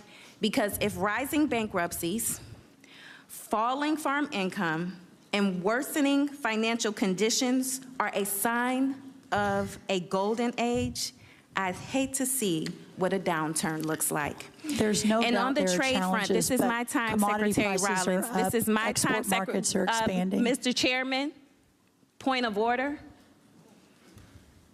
And on the trade front, the Again, president, I would really appreciate. There's no Secretary reason to be Rollins, rude. this is my time. I know, this but could is we my ask time. in a genteel, Mr. Chairman, point of order. in a dignified manner? You be dignified and I'll be dignified, because this is my time. And when I ask a question, if it's a yes or no, I expect a yes or no answer. This is why Secretary the American people Rollins, don't like Congress. Respectfully. I'm so happy and on to the have a trade gentle front, the conversation president about recently defended his Beijing bailout, supporting Chinese ownership of U.S. farmland by stating, and I quote, "You want to see farm prices drop? You want to see farmers lose a lot of money? Just take that out of the market." Another easy yes or no question. Madam Secretary, do you agree with the president that China should own our farmland? China is a massive threat to America. The president has recognized this over and over again. We have to protect American farmland. Thank you. Madam Secretary, I'd like to turn to another example where I think there is a significant gap between the story this administration is telling and the reality Americans are experiencing. Recently, you described it as good news that roughly 4.5 million people have been, quoted, moved off SNAP. Now, if those families were leaving SNAP because of wages were rising and people no longer needed assistance, I think we'd all celebrate that. But that's not what's happening. The reality is that 4.5 million people were kicked off the program to pay for tax cuts for the wealthy through H.R. 1. Families and children are not leaving the SNAP program because they're doing better. They're being forced off because of eligibility changes, new administrative barriers, and states preparing for the enormous cost shifts that they know is coming. And you know this. So I'm really struggling to understand why you think pulling the rug out from under children, seniors, veterans, and families that have fallen on hard times, good news. Can you explain why Americans should view losing access to food assistance as good news when grocery prices remain high and food insecurity continues to affect families across this country? Yes, ma'am. I would love to explain. Thank you. So SNAP increased 40% under the last administration. The amount of fraud, as I mentioned, in the red states, 200,000 dead people. Reclaiming my time. I mean, this is really part of a disturbing pattern here. Farm bankruptcies are at a record high, but the president is saying that it's a golden age. Madam Secretary, millions of Americans are going hungry, and you're saying it's a success story. The administration keeps pointing to numbers it wants Americans to see, but families, farmers, and rural communities are living with consequences of the numbers you don't want to talk about. I really, really hope you can get your facts straight before January of next year. We have more exports. We have everything is in better shape. I just don't think you want more people to work. I think that you want more people on government programs and not working. It's remarkable. Do you mean government programs like billions more to bail out farmers? That's really what we're talking about here, Matt. We talk about this administration. And then for her to say, oh, well, the farm bankruptcies is such a small amount, tell it to the people who are actually filing for bankruptcy and losing their family farms and their family businesses. Look, we've done this for decades in America. Farm subsidies are not welfare. A black woman with multiple children is welfare, right? Walmart getting tax abatements is not welfare, but people getting SNAP benefits is welfare. Yes, you're 100% right.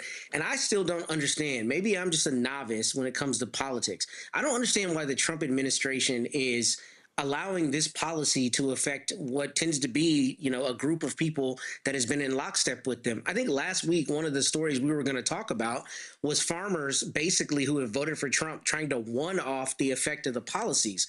But I mean, right now, if you look in Texas, James Tallarico is giving statements talking about some of the most iconic Texas restaurants, barbecue restaurants, are having trouble staying open because the price of beef is so high. But farmers, bankruptcies, they can't afford John Deere's anymore. They can't afford equipment. The cost of equipment and repairs is skyrocketed.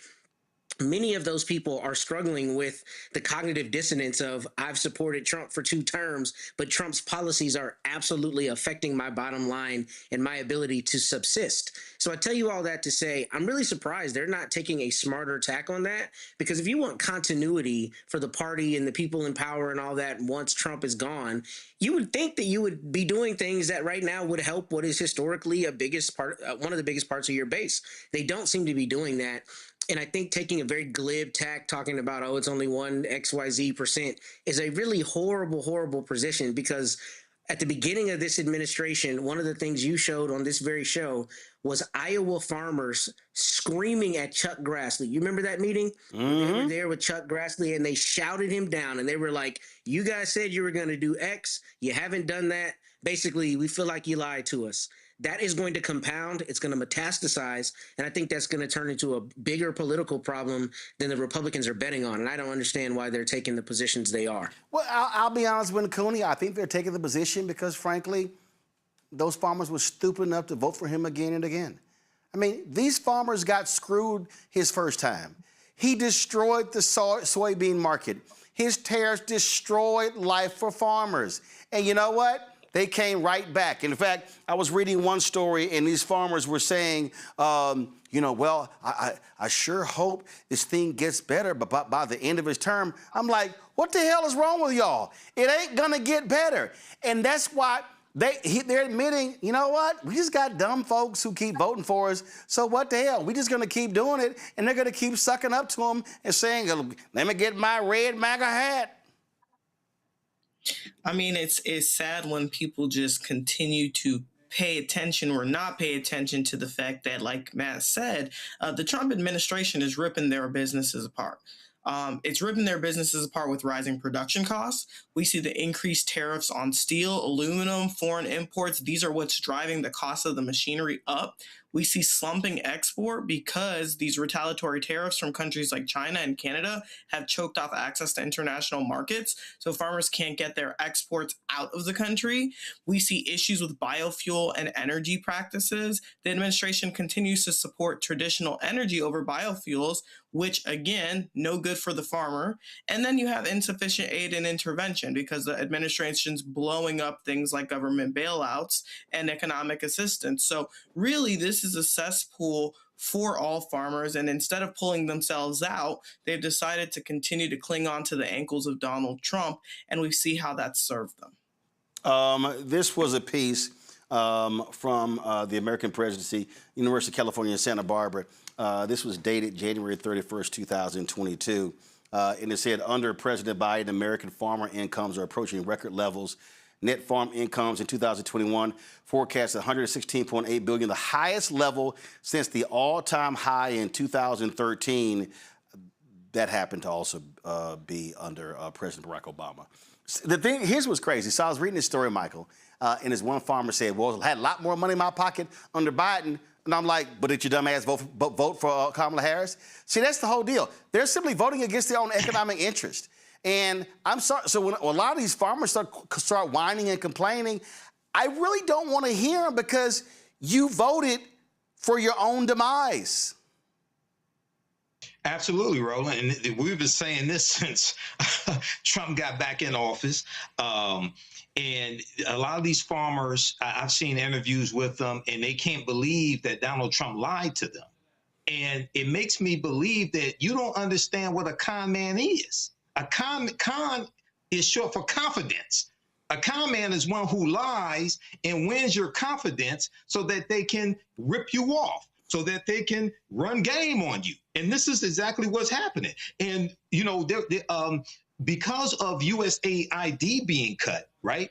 $40 billion from USAID cut because of Doge. There was $1 billion in contracts that farmers lost, okay? And you had farmers, the other thing is you had farmers who got contracts dealing with, from the Biden-Harris administration, dealing with climate change and all different types of things like this, right? They didn't vote for Kamala Harris, okay? They voted for the guy who said climate change is a hoax. And then those contracts get wiped out. So we saw videos by farmers talking about they didn't get paid from the government and things of this nature. We tried to tell you, okay? At this point, I don't know what to tell these farmers, except Iowa voted for Donald Trump by 13 points in 2024. He played you for a fool again. So this is what happens, you know? Yep. I'm like, this is what happens when you're stupid. I'm like, this was on y'all. All right, folks, in Florida today, Orange County, Florida, Mayor Jared Demings announced he's suspending his gubernatorial campaign for Florida governor after being diagnosed with prostate cancer. He, of course, husband of former Congresswoman Val Demings, he was surrounded today by family when he made the announcement. Let me just say this. About my run for governor. Today, I'm going to be very transparent with all of you here. I've had to make some decisions here recently about running for governor. My family, they can come up and join because Monday of this week, I received some bad news from my doctor. Who confirmed that, I have prostate cancer. And because of that, I am going to suspend my campaign for governor. I'm going to focus on my health. That will become the priority. I'm only sharing this because I'm in this very visible public position. I'm sharing about a private matter. I intend to continue running through the finish line as the mayor of Orange County. It's about 6 months from today. But in order for me to receive the treatment that I need, I'm going to have to come off the campaign trail. I have to let something go. I can't continue to do my job as mayor, take care of my family, and run for governor. So I made a difficult decision. All those people who have supported me in this run, who have believed in me as I have run for governor, I say thank you to all of them. My campaign was evolving to the point where we really could win the campaign. But if I have to come off the campaign trail so that I can still do my job, still go to treatment, I got to let something go. So we have been prayerful about the decision that I made. I just told my children yesterday, okay? I was told Monday. And so fortunate for me, because I'm relatively healthy, I go to the doctor on a regular basis. 1 in 6 men will get prostate cancer. With African American men, it's even worse, about 1 in 4.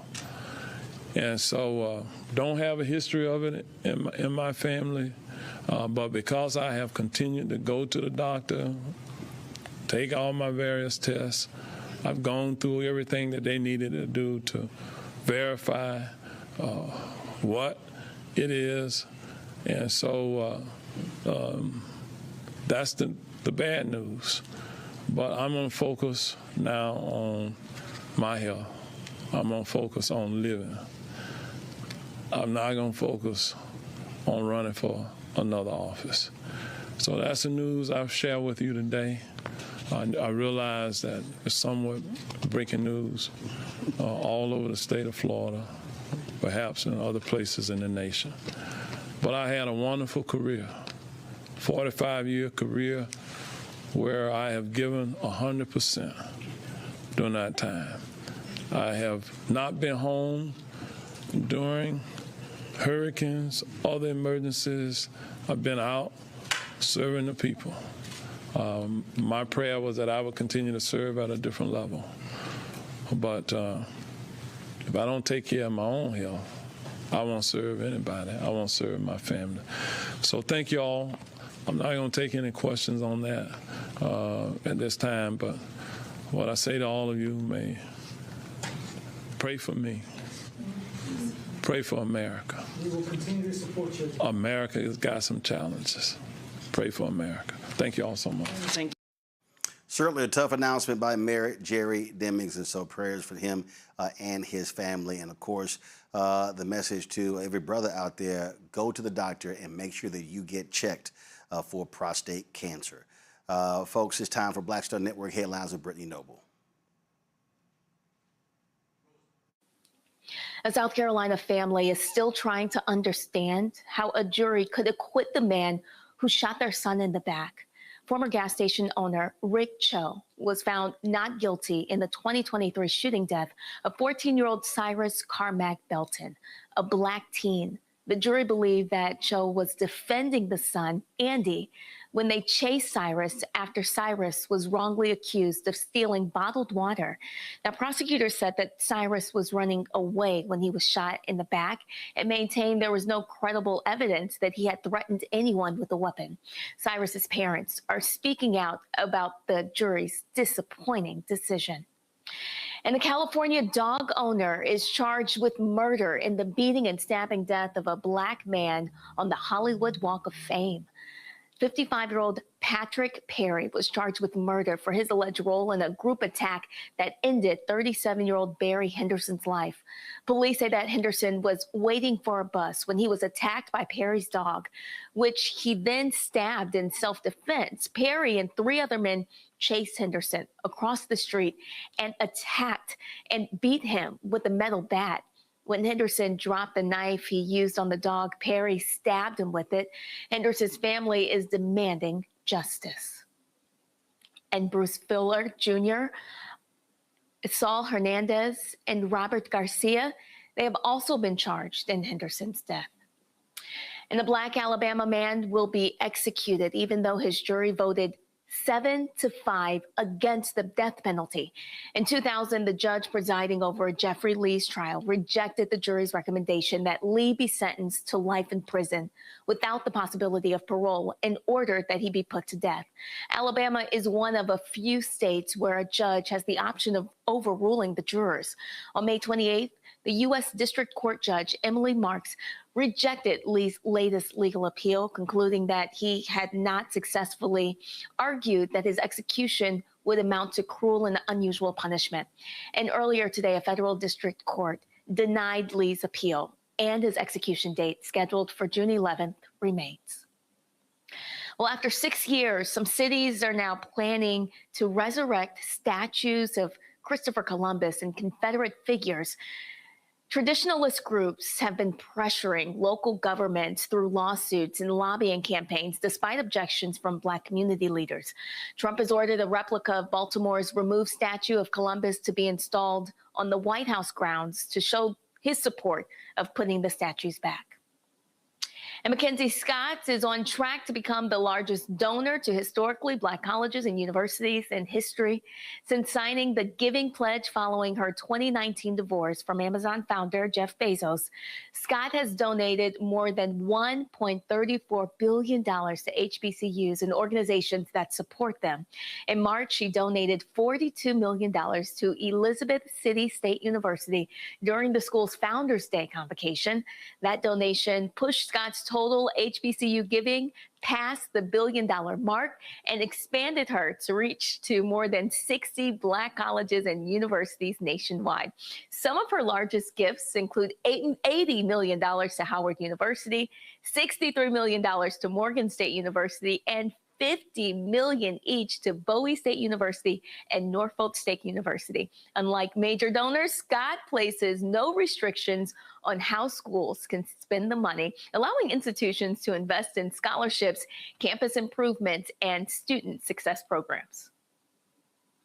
Well, Spelman College has a new president. The Board of Trustees of Spelman College selected Dr. Ayanna Howard as their 12th president. She joins the institution from Ohio State University, where she served as Dean of the College of Engineering.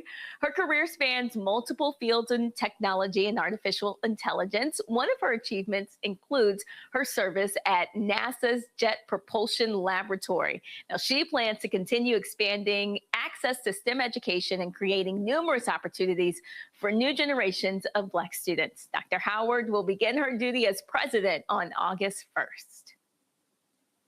All right, Brittany, thanks a bunch. Folks, don't forget to check out The Breakdown, Brittany Noble, every day, noon Eastern, right here on the Black Star Network, noon Eastern. The Breakdown, Brittany Noble, noon Eastern on the Black Star Network. All right, y'all, a couple of blocks from here, Donald Trump is totally destroying the White House, preparing for this UFC fight. I don't know what the hell it is. I don't watch that crap anyway. On June 14th, literally, he is destroying the White House lawn. They are erecting this huge stage, and he actually wants to leave it up. He tried to actually compare it to the Eiffel Tower. Dude, you must be on meth. And so they are putting this whole thing up. And so apparently one of the UFC, what's wrong, Matt? Yeah, it's trash. It's a trash ass, that's what it is, it's trash. So one of the fighters, one of the UFC champions, Sean Strickland, apparently is not invited because he's been critical of Israel. Actually, he put out a quite hilarious video, quote, apologizing for his comments. Well, there was another particular fighter Bryce Mitchell, who was asked about it, and he said this. I'm an economics major. I love studying politics on the political side of things, not the UFC's business. That is, of course, they're going to say yes to it. But what I think personally is that our government is desecrating its role in society by entertaining sports. Our government is to protect and serve the people, and really should be as minimal as possible. And when you're doing all of this stuff, hosting sporting events, it's really outside of what the goal of the government was intended to be, because our tax dollars and resources are funding this operation. And like I said, I'm not criticizing the UFC. I love Dana, I love Hunter, I love Sean, Mick, I love all of them, and it's an amazing thing. It's a once-in-a-lifetime thing. But the government should never be hosting sporting events because there's more room for corruption, and we already have a corrupted government. And so that's my thoughts on it, is that the government is supposed to protect us, not entertain us. No lies told there, Matt. No, I'm very impressed, actually, because I think that is put perfectly. I mean, obviously we know there's so much corruption, there's so many poor decisions being made, there's so many self-enrichment things going on, but I think this is important. And I think what's interesting about this is I always think this, like the cognitive dissonance that exists in people who for decades have talked about government, small government, all that, and they're just in lockstep now with the government invading people's private lives, and not only invading things, mandating how things need to happen, basically blurring the lines between church and the separation of state. I mean, what's supposed to be the bedrock of our government, those things are all being blurred. So I can appreciate how he said this, and I think he was very succinct, but very correct and direct, which is the government is not to entertain, it's supposed to provide services. So you're doing UFC at the White House, that's like per se not your job. And it's also a waste of our taxpayer dollars, but we know that's Trump and his brand of branding, is he wants to, act like he's a prize fight promoter or something, Don King, and that's not how it works. You're supposed to be the president. You're supposed to provide services, and that's it. It's just ridiculous what he's doing to the White House lawn, what he's doing. I mean, and the problem is he's a brute, he's a dictator. His whole deal is I can do whatever I want, Win Cooney. To hell with President Kennedy. I'm going to stick my name on the Kennedy Center. I'm just going to tear down the East Wing. I don't need approval. I don't care what y'all have to say. I'm going to build a 250-foot arch, whatever. I mean, he's just, and again, what he's doing, I mean, they actually argue in federal court. They actually argued this in federal court, Win Cooney, that even federal judges can't tell them what to do, even if they know they're doing something illegal. They even argue that Trump has the authority to tear the Statue of Liberty down if he wants to. That's how nuts these people are. It's actually sick, Roland. And let's call this what it is. Trump is throwing himself his 80th birthday party. This is his birthday party. Y'all don't see that America 250 happens to coincide with his 80th birthday party on the 14th of June. Like, I mean, this is a scheme, right? And he continues to do these things, but he's not really doing a good job of hiding them. And, he's the type of person who likes to do these really grand gestures with $60 million of the American people's money, by the way.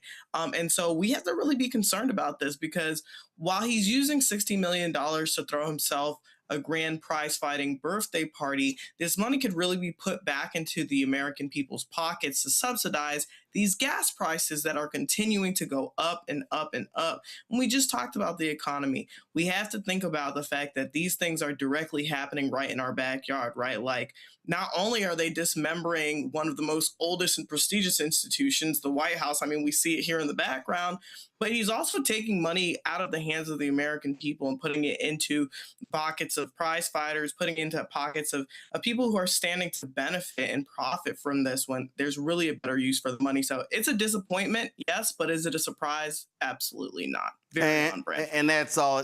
She's right. She's right, Michael. This is just him doing a birthday party. Remember, his first term, he wanted to do this big old military parade, and so now he's doing this, and he's like, yo, I can do whatever I want. No one can stop me.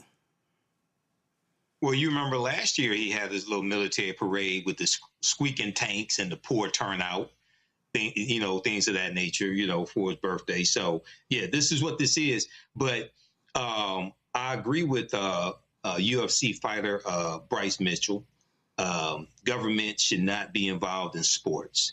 And this is Donald Trump, once again, getting involved in culture wars. Okay, this is something that we saw in the first administration when he attacked Colin Kaepernick, called the NFL players who were kneeling SOBs, okay? And Donald Trump, UFC appeals to a lot of young white men and a lot of white men in their early 20s, things like this, right? So he is bringing this at the same time when a lot of these white men in their early 20s voted for Trump the first time in 2024, and they're turning on him. He's reeling them back in with the culture wars, right? So he has the UFC here on the White House lawn, and I want to know, who has the contract to build this octagon? Who has the contract for all this? Who's really making the money off of all of this as well? Well, we've already seen the other story where people who've given Trump, money for the ballroom, they've locked up some 50 or 500 billion in federal contracts. So he's just passing stuff out like candy. And so that's just, look, he's corrupt. He's a thug. He's all of that. And I can guarantee, I don't watch UFC anyway. Dana White is a wife beater. And he's got lots of racists who are in his, who fight for him. And so, they can have a little bullshit party, but ain't going to be watching.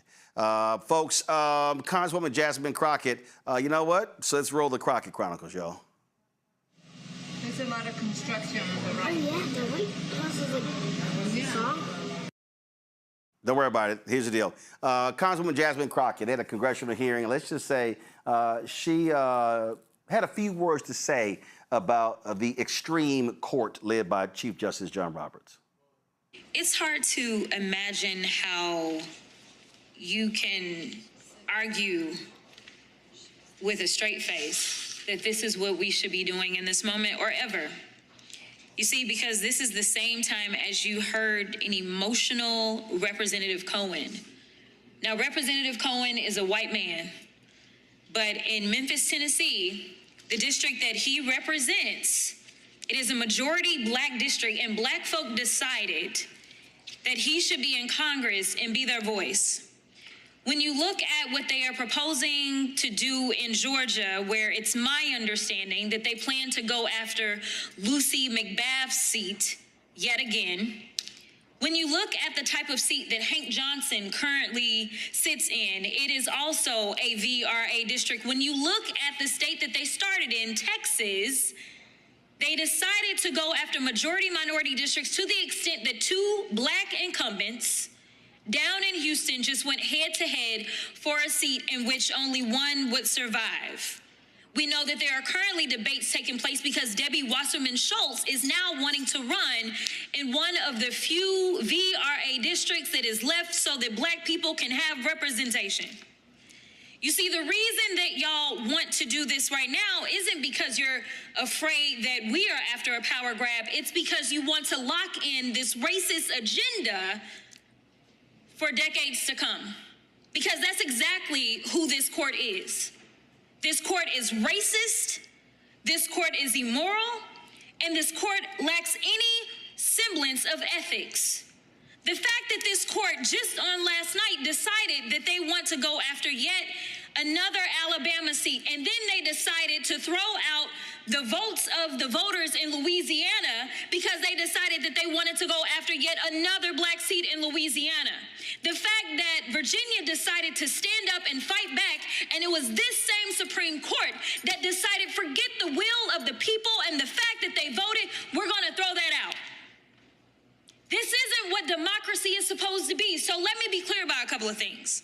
Number one, the court absolutely needs to be expanded because it's been expanded in the past.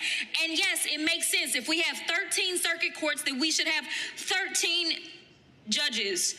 But let's just pretend that the size of America was the same. Let's pretend that the complexity of the cases was the same as it was when we originally got the 9. Let's pretend all those things. I would still argue that it is time to not only expand the court, to introduce some form of ethics and to put term limits on, because you have bad actors like Mitch McConnell. This court was packed by the Republicans, and that is the reason you don't want it unpacked. You see, as a trained attorney, I don't understand how the very same court could say that in the state of Texas, 4 days before we were to have the end of filing, it is too close to the end of filing, and so therefore we've got to go ahead and go forward with these intentionally discriminatory maps. And these are the words and the characterization of a Trump-appointed justice. It's got to be bad when a Trump-appointed justice decides that something is racist and is willing to call a thing and put it into writing, but they did that. They didn't just say it. They laid it out in an opinion that was more than 100 pages long. But this very same court will decide that after votes have been cast to throw those votes out. The reason that we need to do something about this court is because this court has decided that it will bend to the will of a wannabe king. We have never in the history of this country needed a court to say that absolute immunity should be given to a president, because historically we don't actually keep criminals in the presidency. We know that even after he had been found guilty by a jury of his peers, y'all went out and y'all wanted to say, yes, this is our guy. The same way that right now in the state of Texas for the Texas Senate race, I'm sure all of y'all will line up behind that criminal as well. So I don't want to hear about law and order. I don't want to hear about this is the right thing to do. Just be honest about what it is, because y'all are basically saying that we're stupid. You're playing in our faces. We know that this is about locking in this agenda because you will never do right by the people. The reason that we have elections is because the people are supposed to decide whether or not your policies are actually working for them. But because you have killed our economy, because we are sitting in the midst of an unconstitutional, unlawful war, because we have a president that is lining his pockets and the pockets of his friends and his families in violation of the Emoluments Clause and so many other laws. Y'all want to lock in absolute power by any means necessary. And the last thing that I'll say is I gotta respect your gangster, because that's exactly how y'all are acting, like real gangsters. Y'all are mobbing out. And that's one reason that the Democrats are struggling right now, because they have always tried to play by the rules. I am here to say that I applaud the people of Virginia. I am here to say that I applaud the people of California. I am here to say that we need to meet fire with fire and fight y'all tooth and nail so that we can do right by the people. The lady has expired. And Matt, that's why I call them the extreme court. I really like how she highlighted, the contradiction in some of the decisions that they've made. And I think, I don't have anything to add. I think she encapsulated it perfectly. But I think one thing that's important for people to remember is Congress is supposed to act as a check on the federal judiciary, right? That's why we have checks and balances. So when you see a federal judge say, hey, your weaponization fund is not legal, but then you see the Senate vote to set it up anyway, it's a both and situation. It's not only the problem that the Supreme Court has with some of its rulings, which I struggle with, because it sounds a lot often like they pick a destination and they try to make their legal ruling match that. And that's a difficult thing, but they are partisan. We're seeing that, and that's not supposed to be what's happening in courts. But the and part of that is Congress is supposed to be able to push back on that. So if a federal judge says this is not a legal, fund, it's not constitutional, this fund being set up, Congress is not supposed to then go behind them and set it up through legislation or vote for it. So, people need to be mad at, I think, both of those, all three branches in this circumstance, but be mad at a Congress that is feckless, that will not stand up and say this is wrong. And in fact, we agree with that federal judge. These things have an interplay, and we got to be mad at both parts. Wayne Cooney? First off, I want to say that it's a travesty that we're losing my soror, Congresswoman Crockett in Congress. I mean, this woman is truly prolific and truly speaks truth to power. And I just can't believe we're losing a force like her, but I digress. I want to talk more about the race that's going on in Florida that she mentioned with Congresswoman Wasserman Schultz, because that's my district. It's District 20 down in Florida that Sheila Sherfleece McCormick was recently ousted from. This is a heavily contested seat, Roland, and a heavily contested race. In fact, Uncle Luke is running for that position. Former Mayor Dale Holness is running for this position. So it's a highly contested race, and I really think it's interesting the fact that Leader Jeffries actually withheld from giving Wasserman Schultz his endorsement. And that speaks volumes, because, again, we know Wasserman Schultz is actually a Democrat. She's a white woman, but she is a Democrat. But I think what the bigger message here that Congresswoman Crockett was trying to elucidate is that because the map has been carved up the way it has to be GOP friendly, we're seeing now a lot of people run in districts that have not historically been their districts, right? And Debbie Wasserman Schultz is an example of that, of someone who's running in a majority-minority district that has been historically represented by a Black lawmaker for over 3 decades. So this is really a historical seat that she's running for, and I want to make sure that we're paying attention to that, because Florida right now is really a state that we have to pay attention to, not only because of what we just saw earlier in the show with the gubernatorial race, right? We just saw that Mayor Demings stepped down from the race, but now we're seeing, okay, there's a real opportunity here for this majority Black district to be actually legislated by a non-Black person. And so that is concerning when you think about what representation really means in the state of Florida. And so I want to make sure that we're paying attention to that, not only because of the state of Florida, but the wider implications of what losing a Democratic seat will mean in Congress. Michael? Yeah, I agree with Representative Jasmine Crockett, and I'm sorry that we're losing her as well. But I agree with her analysis, and yes, the court should be expanded. We know that the number of Supreme Court justices has changed 7 times throughout history, and we know it was last changed in 1869. And in the 19th century, we also know that Congress changed the number of Supreme Court justices to fall in line with how many federal districts there were as well. So she said that, the 13 now. So yeah, we need to expand this, but the expansion will only happen after Trump leaves office and Democrats have to take back control of the House, the Senate, and the White House, because Republicans are not going to vote for this. People have to understand this. This is one of the consequences of the previous elections, and this is why voting is so important. That bill has to pass the House, the Senate, and be signed into law by a president to expand the courts. So as we talked about before, Roland, and as we talked about how all this goes back to the 2016 election, I can't stress enough. I was covering this election on 9:10 a.m. WFDF here in Detroit, and I watched about 100 speeches that Trump did, as well as interviews with Trump supporters. And they said that election was about the Supreme Court and the federal court. And unfortunately, a lot of African Americans didn't understand that. And we are seeing the consequences of this right now.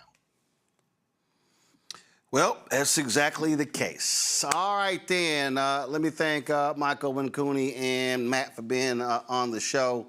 And yes, Matt, I am King Petty. You absolutely right. You damn Skippy. All right, then. Let me, folks, on Wednesday, I flew to Chicago for a media day for the Obama Presidential Center. It is going to open to the public with a big grand party on June 18th. And got a chance to, again, look at the 19-acre campus, in addition to the museum, the center. And here is your first look at it. The purpose of the Obama Presidential Center is to bring to life this idea that ordinary people can do extraordinary things. And I had the opportunity, back in 2016, I was asked to come and be our first vice president of civic engagement.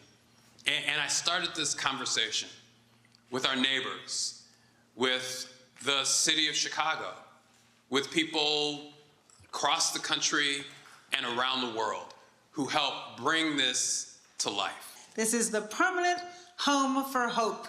When you walk through the lobby, that's the first thing you're going to see is a beautiful piece of art that says hope. And y'all who are old enough to remember his campaign, you will remember that it was all about hope and change. And you heard in the video his remarks about the fact that this is still a journey that he and Michelle Obama are on.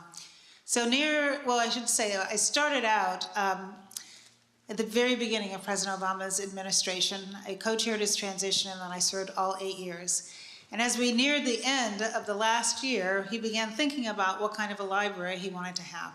And he said a few things were for sure. Number one, he did not want it to simply be a time capsule looking at his presidency in isolation, which is why you heard him narrate that we begin with the people upon whose shoulders he stood, the people who made his journey possible, beginning with the Declaration of Independence, slavery, Reconstruction, the suffrage movement, the civil rights movement, all of the different ways in which ordinary people work together to do extraordinary things that led to his presidency. So he wanted his presidency to put in context in the museum, which we've done. The other thing he said is that my work is not done. I'm still pretty young. He was pretty young when he left office. Pretty gray now, but pretty young back then. I digress. And so he wanted to make sure that he and Michelle Obama had a permanent home to continue the work that they began right after he left office. And you're going to hear from Tina Chin in a minute about all of our programs. But he wanted to ensure that when people visited the campus, it wasn't a passive experience. He wanted them to be able to engage with us. And you'll see through many of our videos are interactive, and the displays are interactive. And he wanted people to feel excited and to see the stories of the ordinary people who made these extraordinary things happen and feel connected to those stories.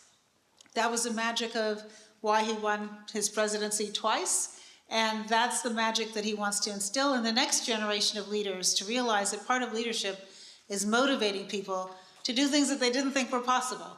And I think back on those field organizers in Iowa working through the dead of winter, trying to advocate for somebody who had a funny name, who was from the south side of Chicago. And it was hard work, but they believed in something better, that they could be a part of something bigger and more important than themselves. As you tour the campus, I want you to imagine the kinds of programs that can take place. Here in this very space, we're going to have forum talks and musical performances that will be open and available, starting at our grand opening weekend, on June 19th, 20th, and 21st. In the fruit and vegetable garden, we have a collaboration with the Urban Growers Collective as our partner to really teach people about urban horticulture and how to grow fruits and vegetables in a healthy way in an urban setting, and then what to do with those fruits and vegetables at our garden classroom. We have a branch of the Chicago Public Library because we really wanted a public space. It's the newest branch in the fabulous Chicago Public Library system. Within that, there is a presidential reading room, which is inspired by the not only the books written by the President and the First Lady, but the books that have inspired them. And folks have a contemplative place to go in there, sit down, take a book, read it, and think about what change they want to make in the world. We've got an incredible playground. We've got a water walkway. We are going to have a seniors walking program that will start in August. And our home court is our full-size NBA regulation quality basketball court. Of course, it is Barack Obama's presidential center, so of course we have a basketball court here, but it's more than that. It's our athletic center. There are classrooms in it. It's also our largest convening space. We have a partnership already with After School Matters that we've announced. Many of you from Chicago will know it as the premier after-school program here in Chicago, operating programs across the city. We're going to be their newest location, where we're collaborating on a teen action lab to do sports activations and teaching there, also activations in the garden, activations in our media suite, which is right downstairs from here. We have a fully equipped recording studio and performance space for kids to learn about media. We're going to partner with U Media from the Chicago Public Library as well to do that work, and hopefully to also learn about careers and evolve over time. We're going to start small, we're going to start gradually, but this will be a place, we hope, over time and the decades to come, that we will be around, where we'll be a place of gathering, not just for the people of Chicago. We are an open public park and space. The only ticketed floors are the 4 museum floors. The rest of everything you see, including that incredible Hope and Change lobby in the ground floor of the museum, are free and open to the public. So we want the public to engage with this as a public space, but we also want the world to come here, so that we will bring our global leaders here. We will bring leaders from around the world to talk about things like democracy, about how art can propel us in democracy, how change can happen. And so it will be a gathering space for people across the country, around the world, and from right here at home. I was born in Chicago. I was raised by Chicago. I know what Chicago was like before this presidential center was here, and what this presidential center means in the larger civic conversation that happens in our city. This is a unique place. This is a place where people from South Shore or South Korea are now going to have a place to come to be inspired, to be empowered, and to connect, where they can share stories and values about how they're going to go back to their communities and be change makers. We're expecting over the course of a year, over 600,000 people to come to the museum alone. That's not including people who will simply come to the campus to experience the 28 pieces of commissioned art, to experience the playground, to experience home court. This is going to be a welcoming place. I often say, I grew up in a house where we were not allowed to play in the living room. Some of you know what I'm talking about. And in fact, because they knew that we would play in the living room, they put plastic on the furniture. So in case you disobeyed, you still would not ruin the furniture. But what's interesting about the living room is that it was the one place in the house where families invested the most resources for the presentation that they had done well with their families and their friends. It was the one place, the one room in the house that was for everyone else but the people who lived there. For a very long time, Chicago has been like a living room with plastic on the furniture. This Obama Presidential Center on the south side of Chicago is going to become the new living room for the world. They're going to have the opportunity to come here to experience an extraordinary museum presentation that Louise Bernard has had the opportunity to curate and to direct. You'll hear from her in a minute. They're going to have an opportunity to come into these spaces and to learn and to connect so that they can be change makers in their communities. We were tasked in many ways by President and Mrs. Obama to ensure, as Valerie mentioned, that this is not a time capsule. It's not just about that moment of circa 2007 to circa 2017. Rather, the story is embedded in a nuanced contextual history, but it's also incredibly forward-looking. It is about the power and possibility of everyday people to make change, while we're also mindful that the story of the nation's 44th president, the first Black president, is the story of someone who began their career path as a community organizer here on the south side of Chicago. Barack Obama is also a creative, innovative thinker. We think of him as a reader, writer, thinker. And so again, the power of words is embedded in the experience across each of the levels of the museum. So we begin with a nuanced contextual history. We begin with the Declaration of Independence in dialogue with Native American petitions. So immediately, it is about the voice of everyday people advocating for their rights. We take the visitor through a journey that highlights a grassroots movement from the 2008 presidential campaign to that wellspring of hope that was felt around the world on election night. We tell the story of the Obama administration's work across 2 terms, both domestic and foreign policy. President Obama wanted us to think about the work that remained, which is to say that democracy is always a work in progress. And progress is never linear.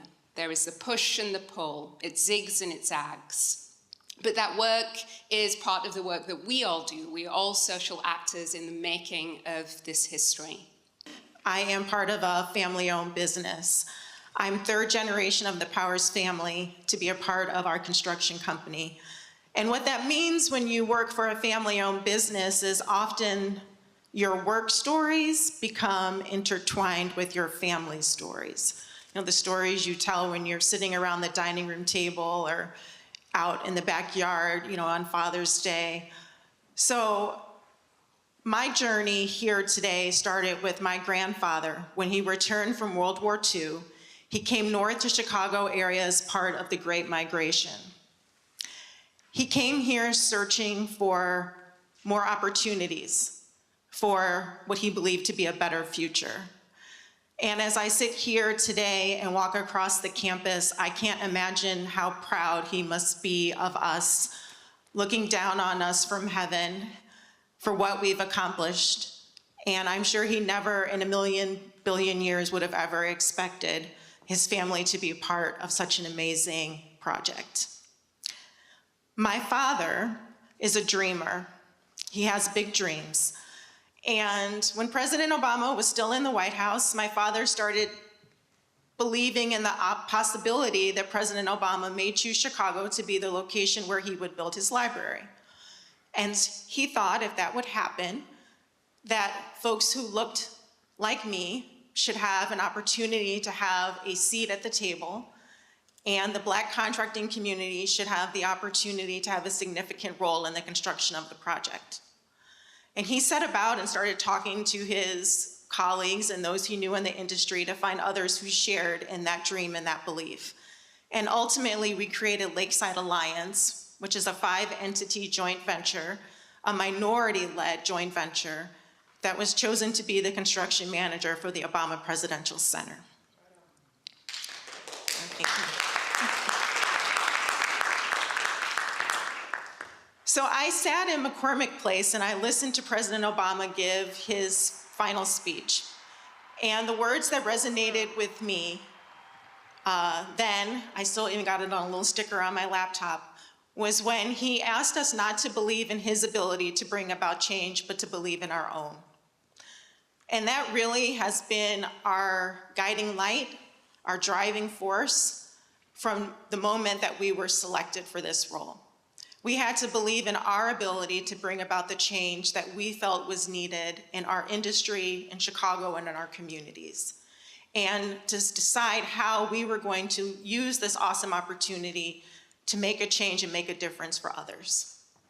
So we set about creating a different approach to contracting opportunities that offered opportunities for businesses that typically never would have the option to work on a project such as this, Businesses of all shapes and sizes throughout the city, throughout the state, throughout the country and the world had the opportunity to participate here.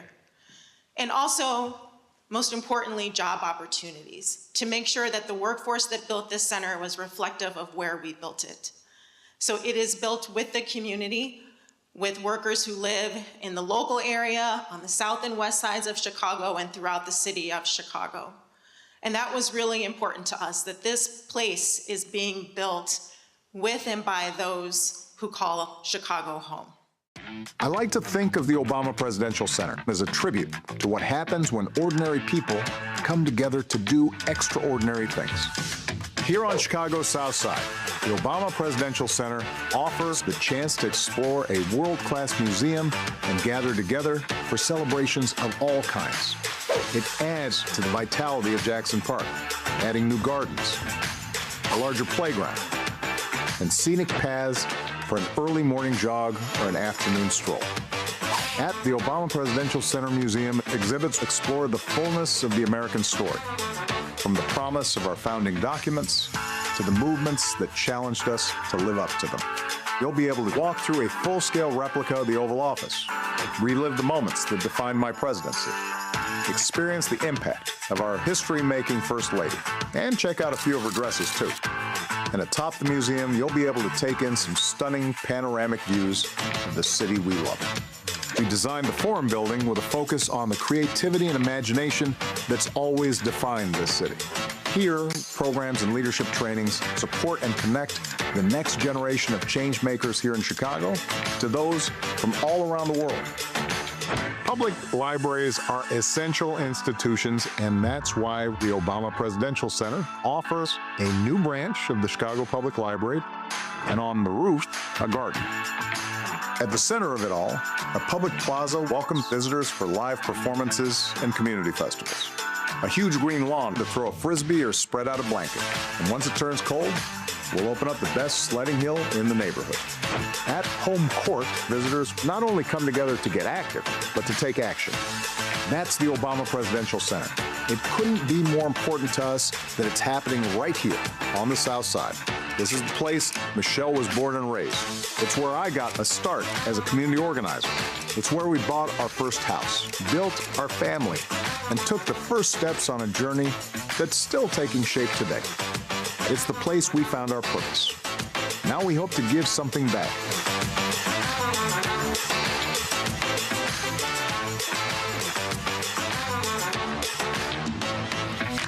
As I said, the big grand opening is going to be June 18th. We'll be live streaming it here on the Black Star Network. Folks, that is it for us.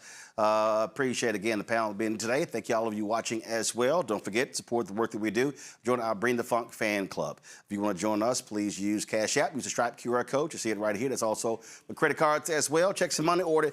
Make it payable to Roland Martin Unfiltered, P.O. Box 57196, Washington, D.C. 20037 790 PayPal's R Martin Unfiltered, Venmo RM Unfiltered, Zelle Roland at RolandSMartin.com. Roland at RolandMartinUnfiltered.com. Download our Black Star Network app, Apple phone, Android phone, Apple TV, Android TV, Roku, Amazon Fire TV, Xbox One, Samsung Smart TV. Don't forget, you can also get our Roland Martin Unfiltered swag by going to shopblackstarnetwork.com. Shopblackstarnetwork.com. Hats, T-shirts, all that good stuff right there on the website. You can also support all the Black-owned companies. You can get all their products you see at our marketplace there on shopblackstarnetwork.com as well. Everything you see in the studio right here, those are all Black-owned products. Every single one of those are Black-owned companies that are on our website, shopblackstarnetwork.com. All right, folks, don't forget, download the app Fanbase. Follow me at Roland S. Martin. Download the app Fanbase. Also, be sure to watch all of the shows. So, of course, every Friday, you can check out The Black Table with Dr. Greg Carr right here on the Black Star Network. And then also, of course, you can check out Roland's Book Club right here as well. Every Tuesday, A Balanced Life, Reverend Dr. Jackie Hood Martin. Every Wednesday, The Other Side of Change with Bria Baker and Jameer Burley. Every Thursday, Second Opinion with Dr. Ebony Jade Hilton. And then, of course, every day, The Breakdown with Brittany Noble at noon Eastern on the Black Star Network. All right, folks, that's it. I'll be coming to you live Monday from Atlanta. Former NFL player Ward Dunn has his foundation that supports Habitat for Humanity and assists families who get homes there. And so I will be supporting him in his golf tournament taking place on Monday. The parents' party is on Sunday, and so I'll be live from Atlanta on Monday, live from Nashville on Thursday. The NFL Players Alumni, they have their golf tournament in Nashville, and so we'll be sharing the work that they're doing, the charities they're supporting. Speaking in Memphis on Friday, the Juneteenth celebration in Memphis on Friday. So I'll be live in Memphis on Friday, then speaking in Dallas on Saturday. So a full week on the road, broadcasting on the Black Star Network. Folks, that's it. I will see y'all on Monday. Have a fantabulous weekend. Holla!